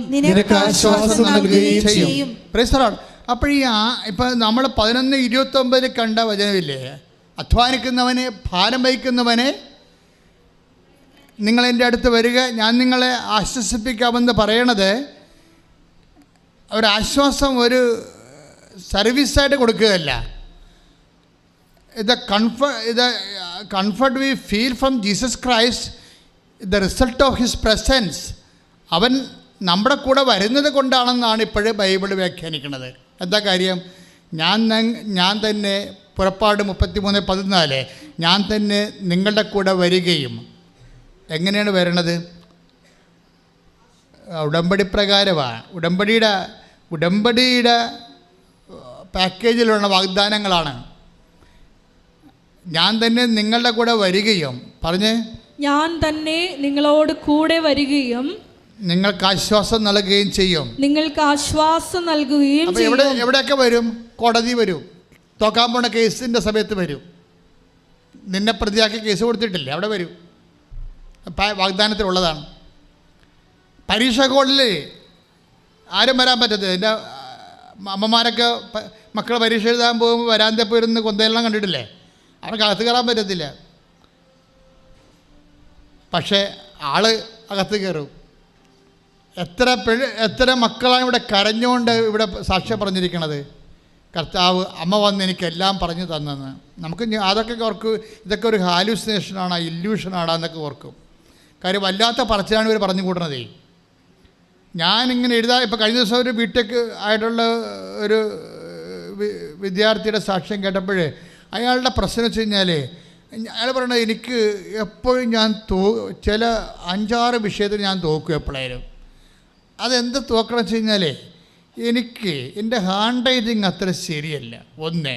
രണ്ടാമത്തത്, എനിക്കിങ്ങനെ ചിന്തിക്കേണ്ടി വരും. ഓരോ ചോദ്യം കേൾക്കുമ്പോഴും ഞാനിങ്ങനെ ചിന്തിക്കും. അങ്ങനെ ചിന്തിച്ച് എഴുതി ഒരു പാവപ്പെട്ടവൻ പകുതി ആകുമ്പോൾ തന്നെ പരീക്ഷയ്ക്ക് മണിയടിക്കും, തീർന്ന്. അപ്പോഴേ 20 മാർക്ക് അല്ലെങ്കിൽ 50 മാർക്കിൻ്റെ ചോദ്യം എഴുതാൻ പറ്റത്തില്ല. അതാണ് അദ്ദേഹത്തിൻ്റെ പ്രശ്നം. അദ്ദേഹത്തിന് സമയം, അതായത് ചിന്തിച്ച് എഴുതണ കാരണം അദ്ദേഹത്തിന് സമയം കിട്ടുന്നില്ല. അതുകൊണ്ട് അദ്ദേഹം സപ്ലി അടിച്ച് മരിക്കുകയാണ്. പക്ഷേ അയാൾ ഉടമ്പടി എടുത്ത് കഴിയുമ്പോൾ ഇയാൾ പറയണ വർത്തമാനം ആ സാക്ഷി കിടപ്പുണ്ട്. അതായത്, ഞാൻ ക്വസ്റ്റ്യൻ പേപ്പർ തുറന്നപ്പോൾ തന്നെ അമ്മ ഡിക്റ്റേഷൻ തുടങ്ങിയെന്ന്. നമുക്ക് കണ്ണ് നിറഞ്ഞു അത് കേൾക്കുമ്പോൾ. ഞാൻ ക്വസ്റ്റ്യൻ പേപ്പർ തുടങ്ങിയപ്പോൾ തന്നെ അമ്മ ഡിക്റ്റേഷൻ തുടങ്ങി. എന്താണ്? അമ്മ സാന്നിധ്യമായിട്ട് ഇതിൻ്റെ ഉത്തരം പറഞ്ഞു തരാൻ തുടങ്ങി. എന്നിട്ട് ഇവരിങ്ങ് എഴുതി. അതായത് എല്ലാ കൊല്ലം എഴുതുന്നതിനേക്കാളും 10 മിനിറ്റ് നേരത്തെ എല്ലാ ക്വസ്റ്റ്യനും ആൻസർ ചെയ്ത് വെച്ചിരിക്കുക, പേപ്പർ കൊടുത്തിരിക്കണം. ഇതിന് ടൈം ഷോർട്ടണിങ് എന്ന് പറയും, സമയച്ചുരുക്കാം. ഉടമ്പടിയുടെ ഒരു വാഗ്ദാനമാണ് സമയച്ചുരുക്കാം. ഇത്രയും നാൾ പുള്ളിയുടെ ഒരു കഴിവ്, അത് ചിന്തിച്ച് ആലോചിച്ച് എഴുതണ കാരണം, എഴുതി ഒപ്പിക്കാൻ പറ്റാത്ത കാരണം കുറേ ക്വസ്റ്റ്യൻ വിട്ടു പോകുമായിരുന്നു. ഉടമ്പടി എടുത്തു കഴിഞ്ഞപ്പോൾ ഞാൻ തന്നെ നിൻ്റെ കൂടെ വരുമെന്ന് പറഞ്ഞല്ലോ, അത് ഉടമ്പടിയിലുള്ളതല്ലേ. അങ്ങനെ വേറെ ഒരു പ്രാർത്ഥനയ്ക്കും ഇല്ലല്ലോ. അതിന് വേറെ ഒരു പ്രാർത്ഥനയ്ക്കും അങ്ങനെ അഷുറൻസ് ഇല്ല. I will come with you എന്ന് പറഞ്ഞ അഷുറൻസ് ഇല്ല. ദിവ്യകുർബാന നമ്മൾ സ്വീകരിക്കുമ്പോൾ നമുക്ക് ദിവ്യകുർബാനയുടെ ഒരു സാന്നിധ്യമുണ്ട്. പക്ഷെ അത് അലൗകികമായ സാന്നിധ്യമാണ്. ഇതുപോലെ പ്രാക്ടിക്കൽ ഫീൽഡിൽ ഒരു പ്രകടനപരത വ്യക്തമല്ല. അത് കാര്യം അതിനു വേണ്ടിയുള്ളതല്ല. ദിവ്യകുർബാന നിത്യതയ്ക്ക് വേണ്ടി ദൈവം സ്ഥാപിച്ചതാണ്. അല്ല നമ്മുടെ അനുദിന ജീവിതത്തിൻ്റെ ആവശ്യങ്ങൾക്ക് അതിന് പ്രൈമറി ഫോക്കസിങ് ഉള്ളതല്ല. എപ്പോഴും നമ്മൾ ശ്രദ്ധിക്കണം. അത് കർത്താവ് വളരെ കൃത്യവും വ്യക്തവുമായി പറഞ്ഞിട്ടുള്ളതാണ്, നിത്യതയ്ക്ക് വേണ്ടിയുള്ളതാണ്. യേശുക്രിസ്തുവിൻ്റെ ഉയർപ്പ് പങ്കാളിത്തം നിനക്ക് ലഭിക്കണമെന്നുണ്ടെങ്കിൽ അവൻ്റെ വിശുദ്ധ ശരീരം നീ ഭക്ഷിച്ചുകൊണ്ട് നിൻ്റെ ആത്മാവ് അമർത്യത പ്രാപിക്കണം. അവൻ്റെ ഉത്ഥാനത്തിൻ്റെ പങ്കാളിത്തം നമുക്ക് ലഭിക്കണത് അതുവഴിയാണ്. അപ്പം അതുകൊണ്ട് തന്നെ ദിവ്യകുർബാന പങ്കെടുക്കുമ്പോൾ, ഇപ്പം നിനക്ക് കുർബാന സ്വീകരിക്കാൻ ഒരവസ്ഥയിലാണെങ്കിൽ പോലും ദിവ്യകുർബാനയെ പങ്കെടുക്കുമ്പോൾ ഞാൻ നിത്യതയ്ക്ക് വേണ്ടിയുള്ള കൂദാശയിൽ എൻ്റെ വിശ്വാസം പ്രഖ്യാപിക്കണം എന്നുള്ള ബോധത്തോടു കൂടിയാണ് നീ പങ്കെടുക്കണമെങ്കിൽ കർത്താവ് അതിൻ്റെ തനത് കൃപ നിനക്ക് തന്നിരിക്കാം. പക്ഷേ എപ്പോഴും നമ്മൾ ശ്രദ്ധിക്കുന്നത്, ദിവ്യകുർബാന എന്ന് പറയുമ്പോൾ അത് മനുഷ്യന്മാർ ചില സമയത്ത് അത് നിത്യതയെ അങ്ങ് മറന്നു കളഞ്ഞിട്ട് അനുദിന ജീവിതത്തിൻ്റെ എല്ലാ വിഷയങ്ങളും കൊണ്ടുവന്ന് കുർബാനയെ ഡംപ് ചെയ്യും. അപ്പോൾ കുർബാനയുടെ ഉദ്ദേശം മാറിപ്പോകും, അല്ലേ? കുർബാനയുടെ ദൈവിക ലക്ഷ്യം അട്ടിമറിക്കപ്പെടും. അത് പിശാചിടാന്ന് നമുക്കറിയത്തില്ല. ദൈവിക ലക്ഷ്യമുണ്ടല്ലോ, ഓരോ കാര്യങ്ങൾക്കും ഓരോ ലക്ഷ്യമില്ലേ. അൾത്താരയിൽ കുർബാന അർപ്പിക്കുന്ന ബലിപീഠമാണിത്. ഈ ബലിപീഠത്തെ കൊണ്ടുവന്ന് ഞാൻ ചോറ് തിന്നാനുള്ള അവസ്ഥ എന്തായിരിക്കും? It is very simple. ഇത് ബലിപീഠമാണിത്, അല്ലേ?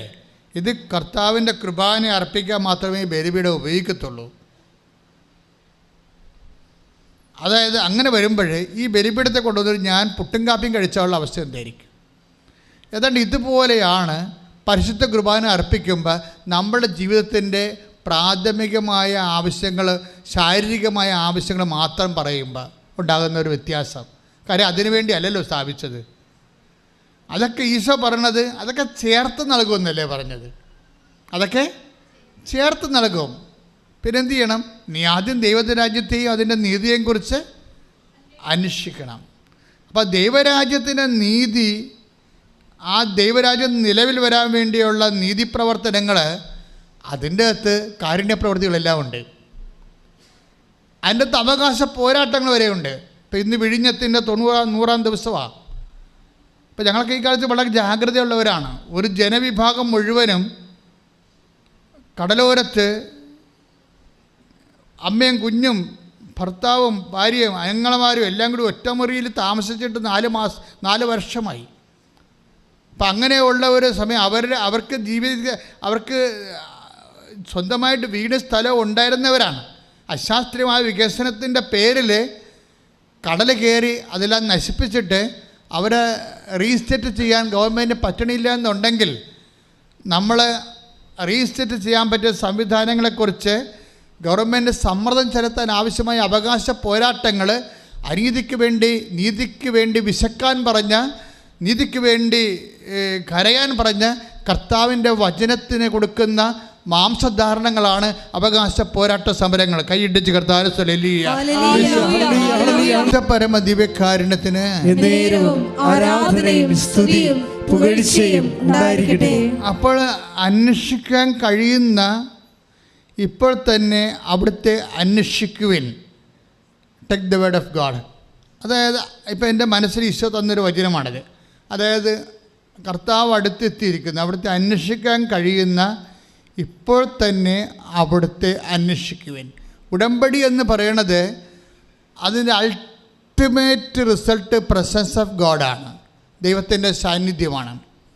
ഉടമ്പടി അതെടുത്ത വ്യക്തികൾ ശരിക്കും ദൈവത്തിൻ്റെ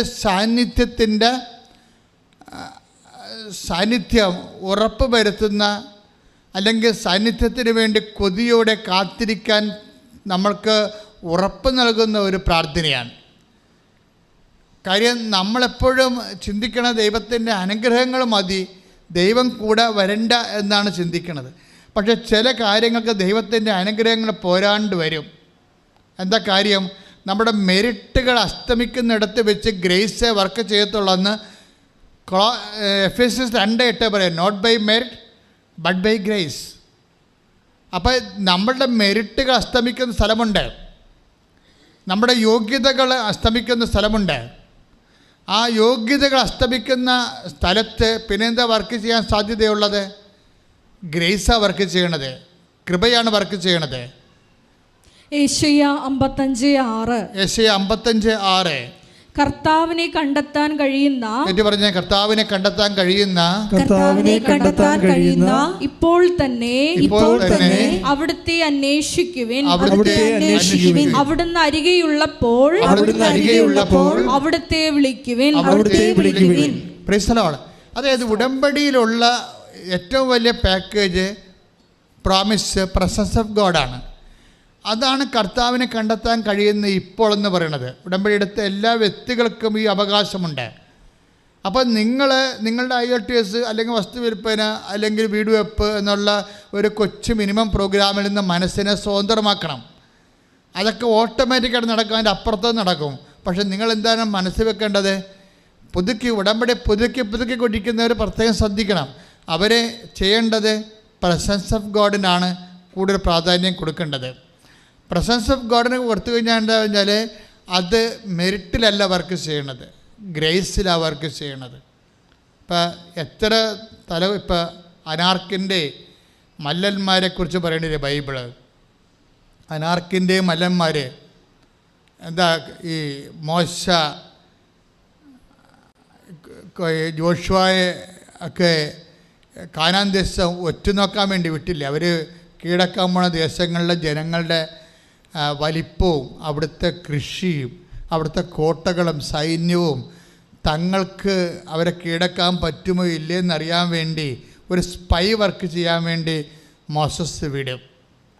അപ്പോൾ മോസസ് വിടുമ്പോൾ അത് ഇവർ കാനാൻ ദേശത്തൂടെയൊക്കെ സഞ്ചരിച്ചിട്ട് പേടിച്ച് വരണ്ട് ഇവരിവിടെ വരും. എന്നുവെച്ചാൽ പറയും രാക്ഷസന്മാരാണ് അവിടെ ഉള്ളത്, അനാർക്കിൻ്റെ സന്താനങ്ങൾ അവിടെ ഉണ്ട്. അനാർക്ക് മല്ലനാണ്. പണ്ട് മല്ലന്മാർക്ക്, പുരാതന മല്ലന്മാരുണ്ടല്ലോ ബൈബിളിൽ, അപ്പോൾ 8 അടിയോ 9 അടിയൊക്കെ ഉള്ള മനുഷ്യർ, അത്തരം മനുഷ്യർ അവരെ കണ്ടപ്പോൾ ഞങ്ങൾക്ക് തോന്നിയത് ഞങ്ങൾ വിട്ടിലാണെന്നാണ് തോന്നിയത്. അവർക്കും അങ്ങനെ തോന്നിക്കാണുമെന്ന് ഞങ്ങളെ കണ്ടപ്പോൾ. ഈ വിട്ടിലൊക്കെ എവിടെ പോകണമെന്ന് പിടിച്ചു തീരാൻ പറ്റില്ല, അപ്പം പേടിയാണെന്ന്. അപ്പോൾ നമുക്കത് അവിടെ അടുക്കാൻ പറ്റത്തില്ലെന്ന് പറയും. അപ്പം അടുക്കാൻ പറ്റത്തില്ലെന്ന് പറയുമ്പോൾ കലേബ് പറയുന്ന ഒരു വാക്കുണ്ട്. എന്താ പറയണത്? അടുക്കാൻ പറ്റത്തില്ല എന്നുള്ളത് ഒരു യോഗ്യതയുടെ വിഷയമാണ്. ഇത് മെറിറ്റിൽ വർക്ക് ചെയ്യത്തില്ല, പക്ഷേ ഗ്രേസിൽ വർക്ക് ചെയ്യും. കർത്താവ് അവരെ നമുക്ക് ഏൽപ്പിച്ച് തരുമെന്ന്. അതാണ് സംഭവം. അപ്പം നിനക്ക് അടുക്കാൻ പറ്റാത്ത സ്ഥലത്തേക്ക് കഴിഞ്ഞ ദിവസങ്ങളിൽ അരുൺ ഒരു സാക്ഷ്യം പറഞ്ഞ്. അരുണിൻ്റെ സാക്ഷ്യം എന്ന് വെച്ചാൽ, അരുൺ ഒരു എൻജിനീയർ, അവൻ ഉടമ്പടി കൃത്യമായിട്ട് ഷാർപ്പായിട്ട് ഉടമ്പടി ഫോളോ ചെയ്യുന്ന ആളാണ്. അതിൻ്റെ വചനങ്ങളും അതിൻ്റെ നടപടിക്രമങ്ങളും അതിൻ്റെ പ്രവൃത്തി എല്ലാം കൃത്യമായിട്ട് ഫോളോ ചെയ്യുന്നതാണ്.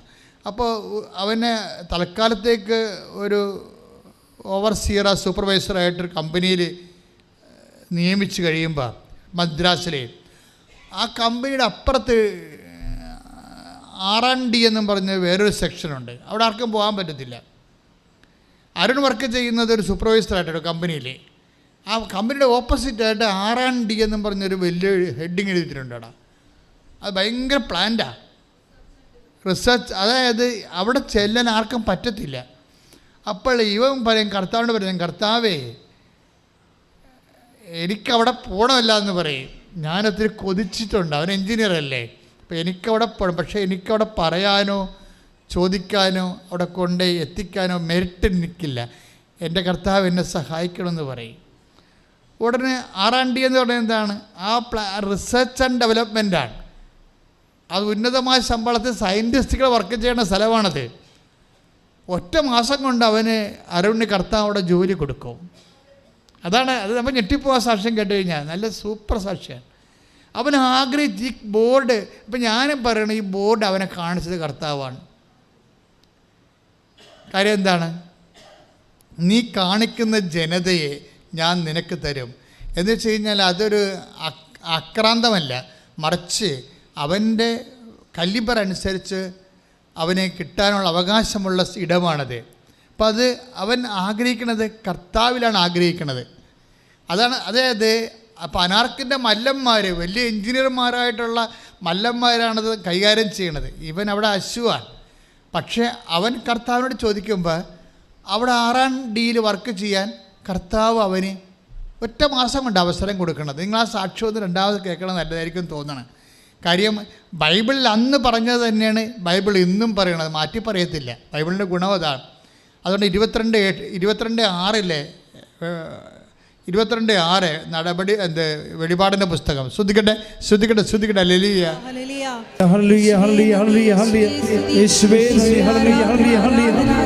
വെളിപാട് 22:6. അവൻ എന്നോട് പറഞ്ഞു, ഈ വചനങ്ങൾ വിശ്വാസയോഗ്യവും സത്യവുമാണ്. വെളിപാട് 22:6 അവൻ എന്നോട് പറഞ്ഞു. ഏറ്റവും പറഞ്ഞേ, അവൻ എന്നോട് പറഞ്ഞു, ഈ വചനങ്ങള് വിശ്വാസയോഗ്യവും സത്യവുമാണ്. അപ്പോൾ വചനം ഒരിക്കലും മാറ്റി പറയത്തില്ല. അന്ന് 4000 കൊല്ലം മുമ്പ് എന്ത് പറഞ്ഞു അത് തന്നെ ഇപ്പോഴും പറയണത്. അനാർക്കിന് പകരം എഞ്ചിനീയർ ആണെന്നേ വ്യത്യാസമുള്ളൂ, കാലം മാറുമ്പോഴുള്ള വ്യത്യാസമേ ഉള്ളൂ. ഇവിടെ വലിയ എഞ്ചിനീയർമാരും ശാസ്ത്രജ്ഞന്മാരായിരുന്ന മല്ലന്മാരുടെ സ്ഥലത്താണ് ഇവന് ഓഹരി വേണമെന്നാണ് ഇവൻ പറയണത്. ഇവൻ്റെ യോഗ്യത എന്താണ്? അവൻ്റെ യോഗ്യത ഉടമ്പടി മാത്രം. കൈയിടിച്ച് കർത്താവേ, ശുദ്ധ പരമ ദിവ്യകാരുണ്യത്തിന് അരുണിൻ്റെ ഈ സാക്ഷ്യങ്ങളെല്ലാം നമ്മളെ കൊണ്ട് എത്തിക്കുന്നത് പ്രസൻസ് ഓഫ് ഗോഡിലാണ്. 33:14 പറഞ്ഞില്ലേ, അങ്ങ് ഞങ്ങളുടെ കൂടെ, ഞാൻ നിങ്ങളുടെ കൂടെ, വേറെവർ യു ഗോ, എവിടെ പോയാലും ഞാൻ നിങ്ങളുടെ കൂടെ വരും. അങ്ങനെ വന്ന് ഈശോ വാങ്ങിച്ച് കൊടുത്തൊരു ജോലിയാണത്. അതിനെക്കുറിച്ച് അവൻ കോൺഫിഡൻഷ്യലാണ് ആ കാര്യത്തിൽ. പക്ഷേ എന്താണ്, അന്ന് തന്നെ ഈ വചനത്തെക്കുറിച്ച്, ഈ വചനം ആദ്യം രൂപപ്പെട്ട് വന്ന സമയത്ത് തന്നെ ഇതിൻ്റെ റിസൾട്ട് പറയുന്നുണ്ട്. മോസസ് ഉടനെ, ഇത് മോസസിൻ്റെ ചെവിയിലെത്തുമ്പോൾ മോസസ് ഉടനെ പറയും ദൈവത്തോട്, ഞാൻ നിങ്ങളുടെ കൂടെ വരുമെന്ന് പറയുമ്പോൾ അതിൻ്റെ ഒരു റിസൾട്ട് എന്താണെന്ന് മോസസ് പറയും. എന്താ പറയണത്? അങ്ങ് ഞങ്ങളുടെ കൂടെ വരുമെന്നാണോ പറയണത്? അങ്ങ് ഞങ്ങളുടെ കൂടെ വന്നാൽ we will be A different people, ഞങ്ങൾ വ്യത്യസ്തരായിരിക്കുമെന്ന് കൈയിട്ടിച്ച് കർത്താവ് ഹല്ലേലൂയ. 33:16 പുറപ്പാട് 33:16 അങ്ങ് ഞങ്ങളോടൊത്ത് യാത്ര ചെയ്യുമെങ്കിൽ, അങ്ങ് ഞങ്ങളോടൊത്ത് യാത്ര ചെയ്യുമെങ്കിൽ ഞാനും അങ്ങയുടെ ജനവും ഭൂമുഖത്തുള്ള എല്ലാ ജനതകളിൽ നിന്ന് വ്യത്യസ്തരായിരിക്കും.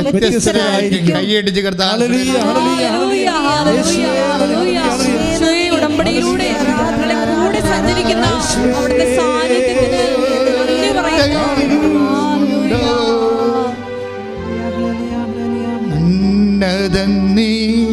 അത്യുന്നതനീ നിന്നെപ്പോലൊരു ദൈവമില്ല. ഉന്നതനീ അത്യുന്നതനീ നിന്നെപ്പോലൊരു ദൈവമില്ല.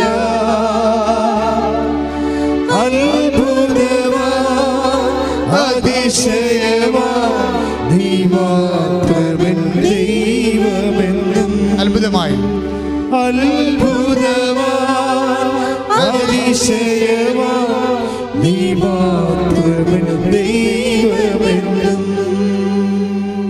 എന്തുകൊണ്ടാണ് കലേബ് അങ്ങനെ പറയണത്? എല്ലാവരും പറഞ്ഞ മല്ലന്മാരും നമ്മളെ വെട്ടിലിനെ പോലെ പിടിച്ചു തിന്നുമെന്ന് പറയുമ്പോൾ പേടിച്ചു പോകും. നമുക്കും പേടിയുണ്ടാകത്തല്ലേ? സ്ഥലം ഇളക്കാൻ ചെല്ലുമ്പോൾ കഴിഞ്ഞ ദിവസം ഒരു സാക്ഷ്യമുണ്ടായി, ഞാൻ ചിരിച്ചു പോയി.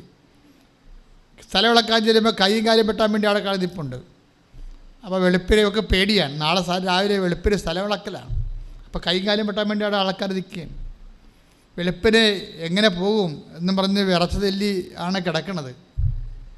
വെളുപ്പിനായപ്പോൾ ഒരു സ്വപ്നം, മാതാവ് അളവ് ചങ്ങലയും പിടിച്ച് നിൽക്കണം. മാതാവേ, അപ്പോൾ ഇവിടെ എഴുന്നേറ്റപ്പം തന്നെ ചാടി ഫ്രഷായി നേരെ പോയി. എന്താണ്? എൻ്റെ അമ്മ അവിടെ എനിക്ക് മുമ്പേ അളക്കാൻ ചെന്നിരിക്കുന്നു. കൈയിടിച്ച്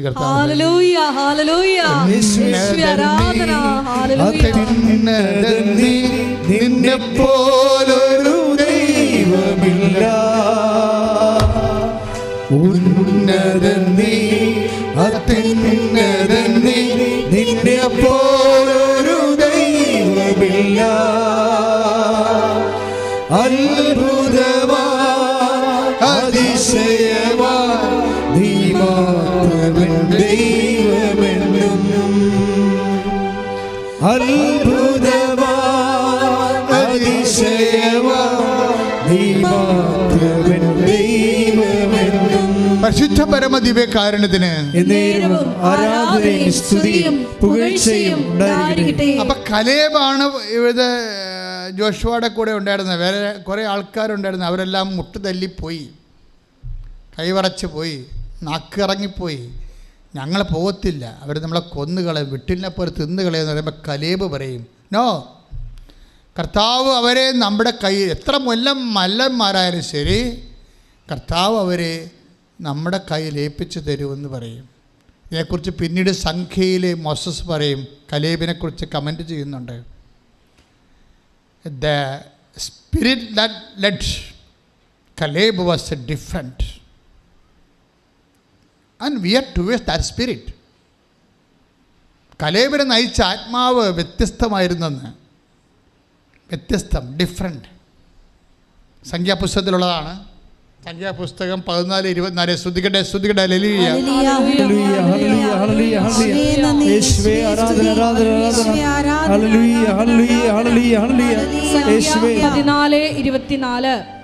സംഖ്യ 14:24. എന്നെ നിന്ദിച്ചവരാരും അത് കാണുകയില്ല. പറഞ്ഞോ, എന്നെ നിന്ദിച്ചവരാരും അത് കാണുകയില്ല. എന്നാൽ എന്റെ ദാസനായ കാലേബിനെ അവൻ ഒറ്റുനോക്കിയ ദേശത്തേക്ക് ഞാൻ കൊണ്ടുപോകും. കൈയടിച്ച് കർത്താവിനെ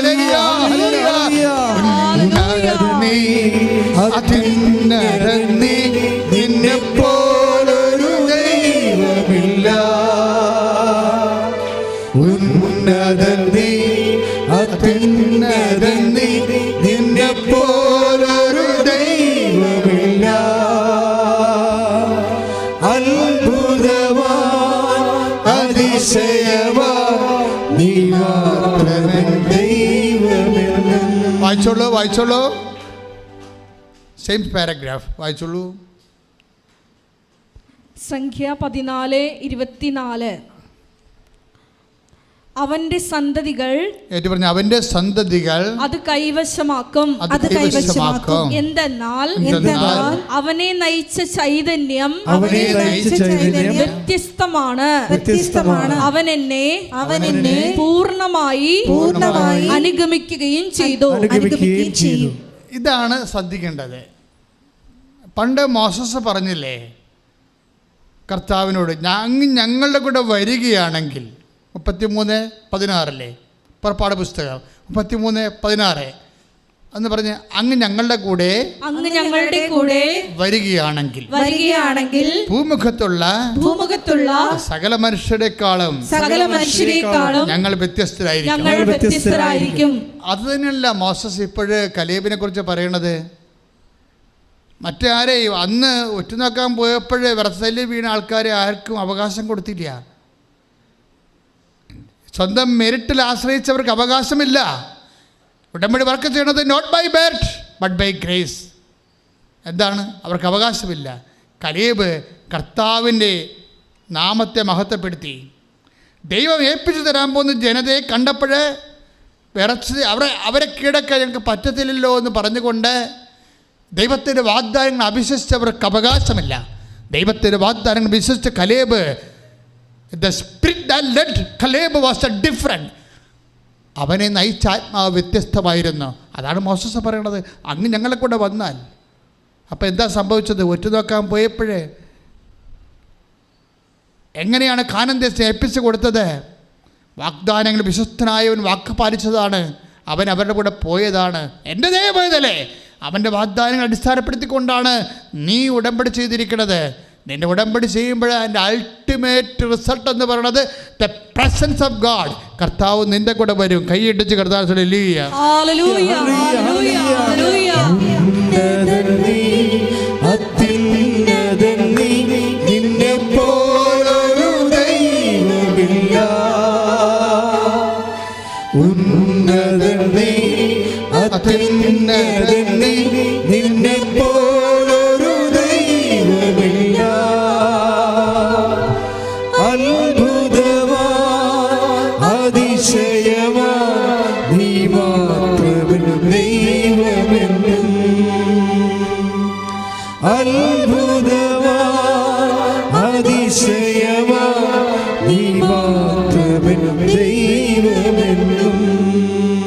പരിശുദ്ധ പരമ ദിവ്യകാരുണ്യത്തിന് ആരാധനയും സ്തുതിയും പുകഴ്ചയും ഉണ്ടായിരിക്കട്ടെ. എല്ലാവരും എഴുന്നേൽക്കുക. രോഗസൗഖ്യ പ്രാർത്ഥനയുടെ സമയമാണ്.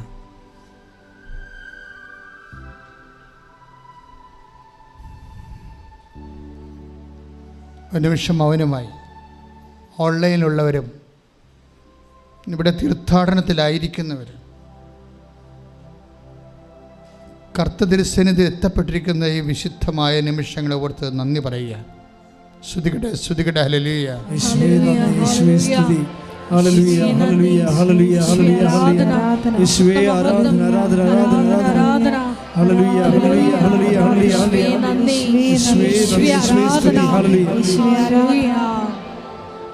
കർത്താവേ, നിന്റെ ഉന്നതമായ നാമത്തിന് സ്തോത്രം ചെയ്യുന്നു.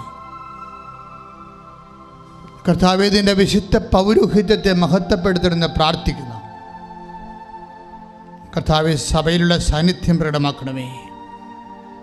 ആ സാന്നിധ്യം ഓരോ മക്കൾക്കും സംലഭ്യമാക്കണമേ കർത്താവേ. ഇന്ന് തിരുമുറുപാർന്ന വലതുകരം ആണിപ്പടുതാർന്ന അത്ഭുതകരം ഓരോ മകൻ്റെ മേലും മകളുടെ മേലും വെക്കണമേ എന്ന് പ്രാർത്ഥിക്കുന്നു. ശ്രദ്ധിക്കട്ടെ.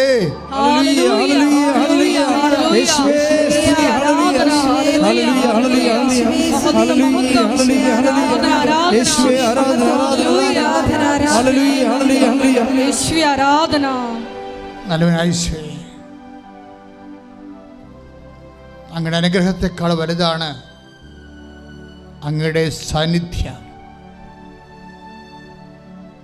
ഈ സാന്നിധ്യത്തിൻ്റെ വാഗ്ദാനത്തിൽ അടിസ്ഥാനപ്പെടുത്തിക്കൊണ്ട് അടിയങ്ങളെ പ്രാർത്ഥിക്കുന്നു. എല്ലാ രോഗികളെയും കർത്താവെ നിൻ്റെ സാന്നിധ്യത്തെ സൗഖ്യമാക്കണമേ. നിൻ്റെ ആണിപ്രതാർന്ന വലതുകരം, തിരുമുറുവാർന്ന അത്ഭുതകരം ഉദരരോഗികളുടെ മേൽ വെക്കണമെന്ന് പ്രാർത്ഥിക്കുന്നു കർത്താവെ. അങ്ങനെ ആണിപ്രതാർന്ന വലതുകരം, തിരുമുറുവാർന്ന അത്ഭുതകരം ശ്വാസകോശങ്ങളുടെ രോഗികളുടെ മേൽ വെക്കണമെന്ന് പ്രാർത്ഥിക്കുന്നു കർത്താവെ. ഉദരരോഗങ്ങൾ, ക്യാൻസർ രോഗങ്ങൾ, ശ്വാസകോശ രോഗങ്ങൾ, ഹൃദയരോഗങ്ങൾ, കരൾ രോഗങ്ങൾ കർത്താവിൻ്റെ രക്തത്താൽ കഴുകപ്പെടട്ടെ. ശ്രദ്ധിക്കട്ടെ, ശ്രദ്ധിക്കട്ടെ.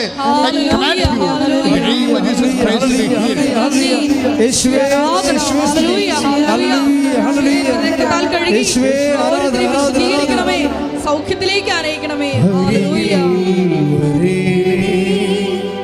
സദയം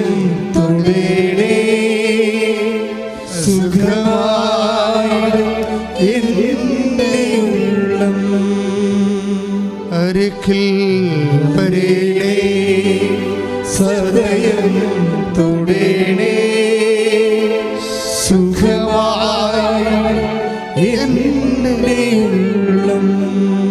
കർത്താവേ. നിന്റെ തിരുമുറുപാർന്ന വലതുകരം, ആണിപ്രതാർന്ന അത്ഭുതകരം നടുവേദനയുള്ളവരെ സ്പർശിക്കണമേ കർത്താവേ. നടുവിന് ബെൽറ്റ് കെട്ടിക്കൊണ്ട് നടക്കുന്നവരെ സ്പർശിക്കണേ കർത്താവേ. കുരിഞ്ഞോ നിവരാനോ കിടക്കാനോ തിരിയാനോ അറിയാനോ പറ്റാതെ അസ്ഥികളുടെ വേദനകളും ദ്രവിപ്പുമുള്ളവരെ സ്പർശിക്കണമേ.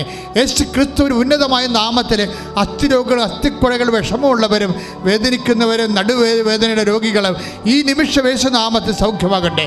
ശ്രദ്ധിക്കട്ടെ.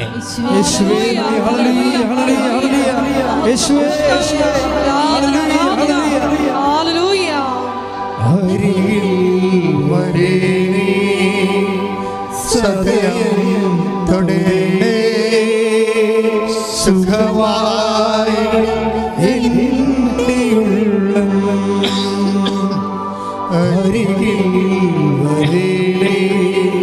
സദയം തൊടേണേ സുഖമായി കർത്താവേ. നിന്റെ തിരുമുറുപാർന്ന വലതുകരം, ആണിപ്രതാർന്ന അത്ഭുതകരം തൈറോയ്ഡ് രോഗികളുടെ മേൽ തൊണ്ടയിൽ വെക്കണമെന്ന് പ്രാർത്ഥിക്കുന്നു. തൊണ്ടയിൽ തൈറോയ്ഡ് രോഗങ്ങളുള്ളവരെ, തൈറോയ്ഡ് ക്യാൻസർ ഉള്ളവരെ കർത്താവേ, അതുപോലെ തന്നെ കർത്താവേ ടോൺസൈറ്റ് രോഗികൾ, സ്പോണ്ടിലോസിസ് രോഗികൾ, പിൻകഴുത്തിന് വേദനയുള്ളവരെ, ഇടുപ്പലിന് വേദനയുള്ളവരെ എല്ലാ സന്ധിബന്ധങ്ങളും കർത്താവിൻ്റെ രക്തം നിറയട്ടെ. എല്ലാ മാംസപേശികളും കർത്താവിൻ്റെ രക്തം നിറയട്ടെ കർത്താവേ. ബ്രസ്റ്റ് ക്യാൻസർ മൂലം കർത്താവേ വേദനപ്പെടുന്നവരെ അവരെ നീ സ്പർശിക്കണമെന്ന് പ്രാർത്ഥിക്കുന്നു. നിന്റെ വിശുദ്ധമായ രക്തം ബ്രസ്റ്റിൻ്റെ എല്ലാ കോശങ്ങളിലും പെശുകളിലും കർത്താവിൻ്റെ രക്തം നിറയട്ടെ. ഏറ്റവും വലിയ കീമോയായ കർത്താവിൻ്റെ വിശുദ്ധമായ രക്തത്തെ ക്യാൻസർ രോഗികൾ യേശുനാമത്തിൽ സ്നാനം ചെയ്യപ്പെടട്ടെ. യേശുവിൻ്റെ വിശുദ്ധ രക്തം ഉള്ളം കാലം മുതൽ ഉച്ചവരെ കർത്താവിൻ്റെ രക്തം നിറയട്ടെ. കർത്താവിൻ്റെ രക്തം നിറയട്ടെ. മാരക രോഗങ്ങൾ, തീരവേദികൾ യേശുവിൻ്റെ നാമത്തിൽ സൗഖ്യമാകട്ടെ. ശ്രദ്ധിക്കട്ടെ, ശ്രദ്ധിക്കട്ടെ.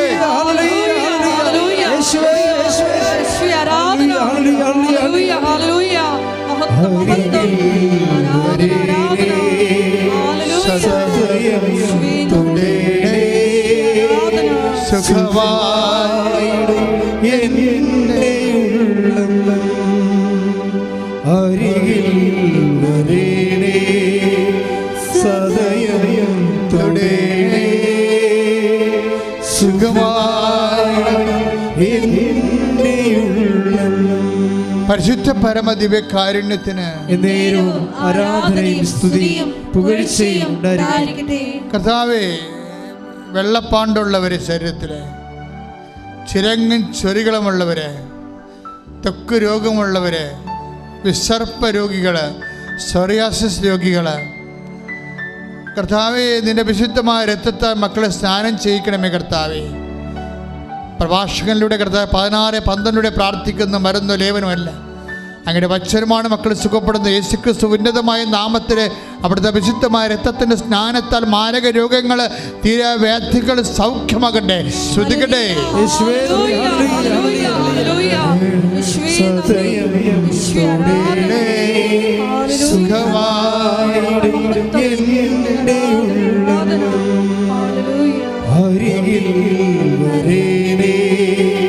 സദയം തൊടേണേ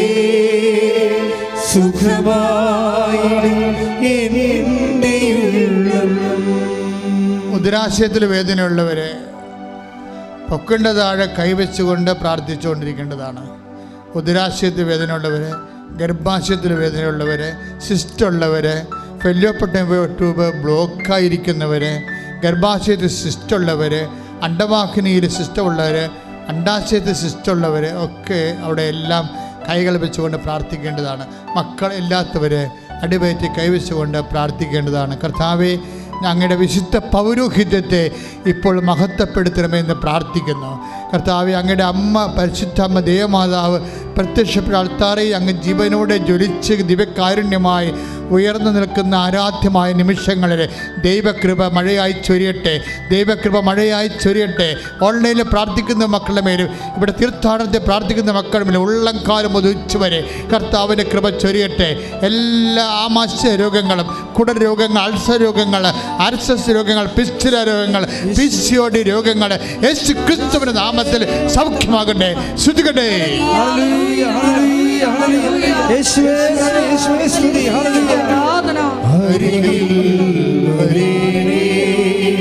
സദയം തൊടേണേ സുഖമായി എന്നെ അരികിൽ വരേണേ സദയം തൊടേണേ സുഖമായി എന്നെ പരിശുദ്ധ പരമ ദിവ്യകാരുണ്യത്തിന് ആരാധനയും സ്തുതിയും പുകഴ്ചയും ഉണ്ടായിരിക്കട്ടെ. കർത്താവേ, നിന്റെ ഉന്നതമായ നാമത്തിന് സ്വസ്ഥം ചെയ്യുന്ന കരൾ രോഗികളെ സ്പർശിക്കണമേ കർത്താവേ. കളർ വ്യത്യാസമുള്ളവരെ, വീക്കമുള്ളവരെയും സ്പർശിക്കണമേ. ശ്വാസകോശം ചുരുങ്ങിപ്പോകുന്നവരെ സ്പർശിക്കണമേ. ബ്രെയിൻ ചുരുങ്ങിപ്പോകുന്നവരെ സ്പർശിക്കണമേ കർത്താവെ. കിഡ്നി ചുരുങ്ങിപ്പോകുന്നവരെ സ്പർശിക്കണം കർത്താവെ. നിന്റെ വിശുദ്ധമായ രക്തത്താൽ, നിന്റെ വിശുദ്ധമായ വലംകരങ്ങളാൽ ചുരുങ്ങിപ്പോകുന്ന മുഴുവൻ അവയവങ്ങളുടെ മേൽ കർത്താവിൻ്റെ വലതുകരം പതിക്കട്ടെ. I command you in the name of Jesus Christ to be healed. യേശുവേ സ്തുതി. Hallelujah hallelujah hallelujah hallelujah hallelujah ആരാധന സദയം തൊടേണേ സുഖമായി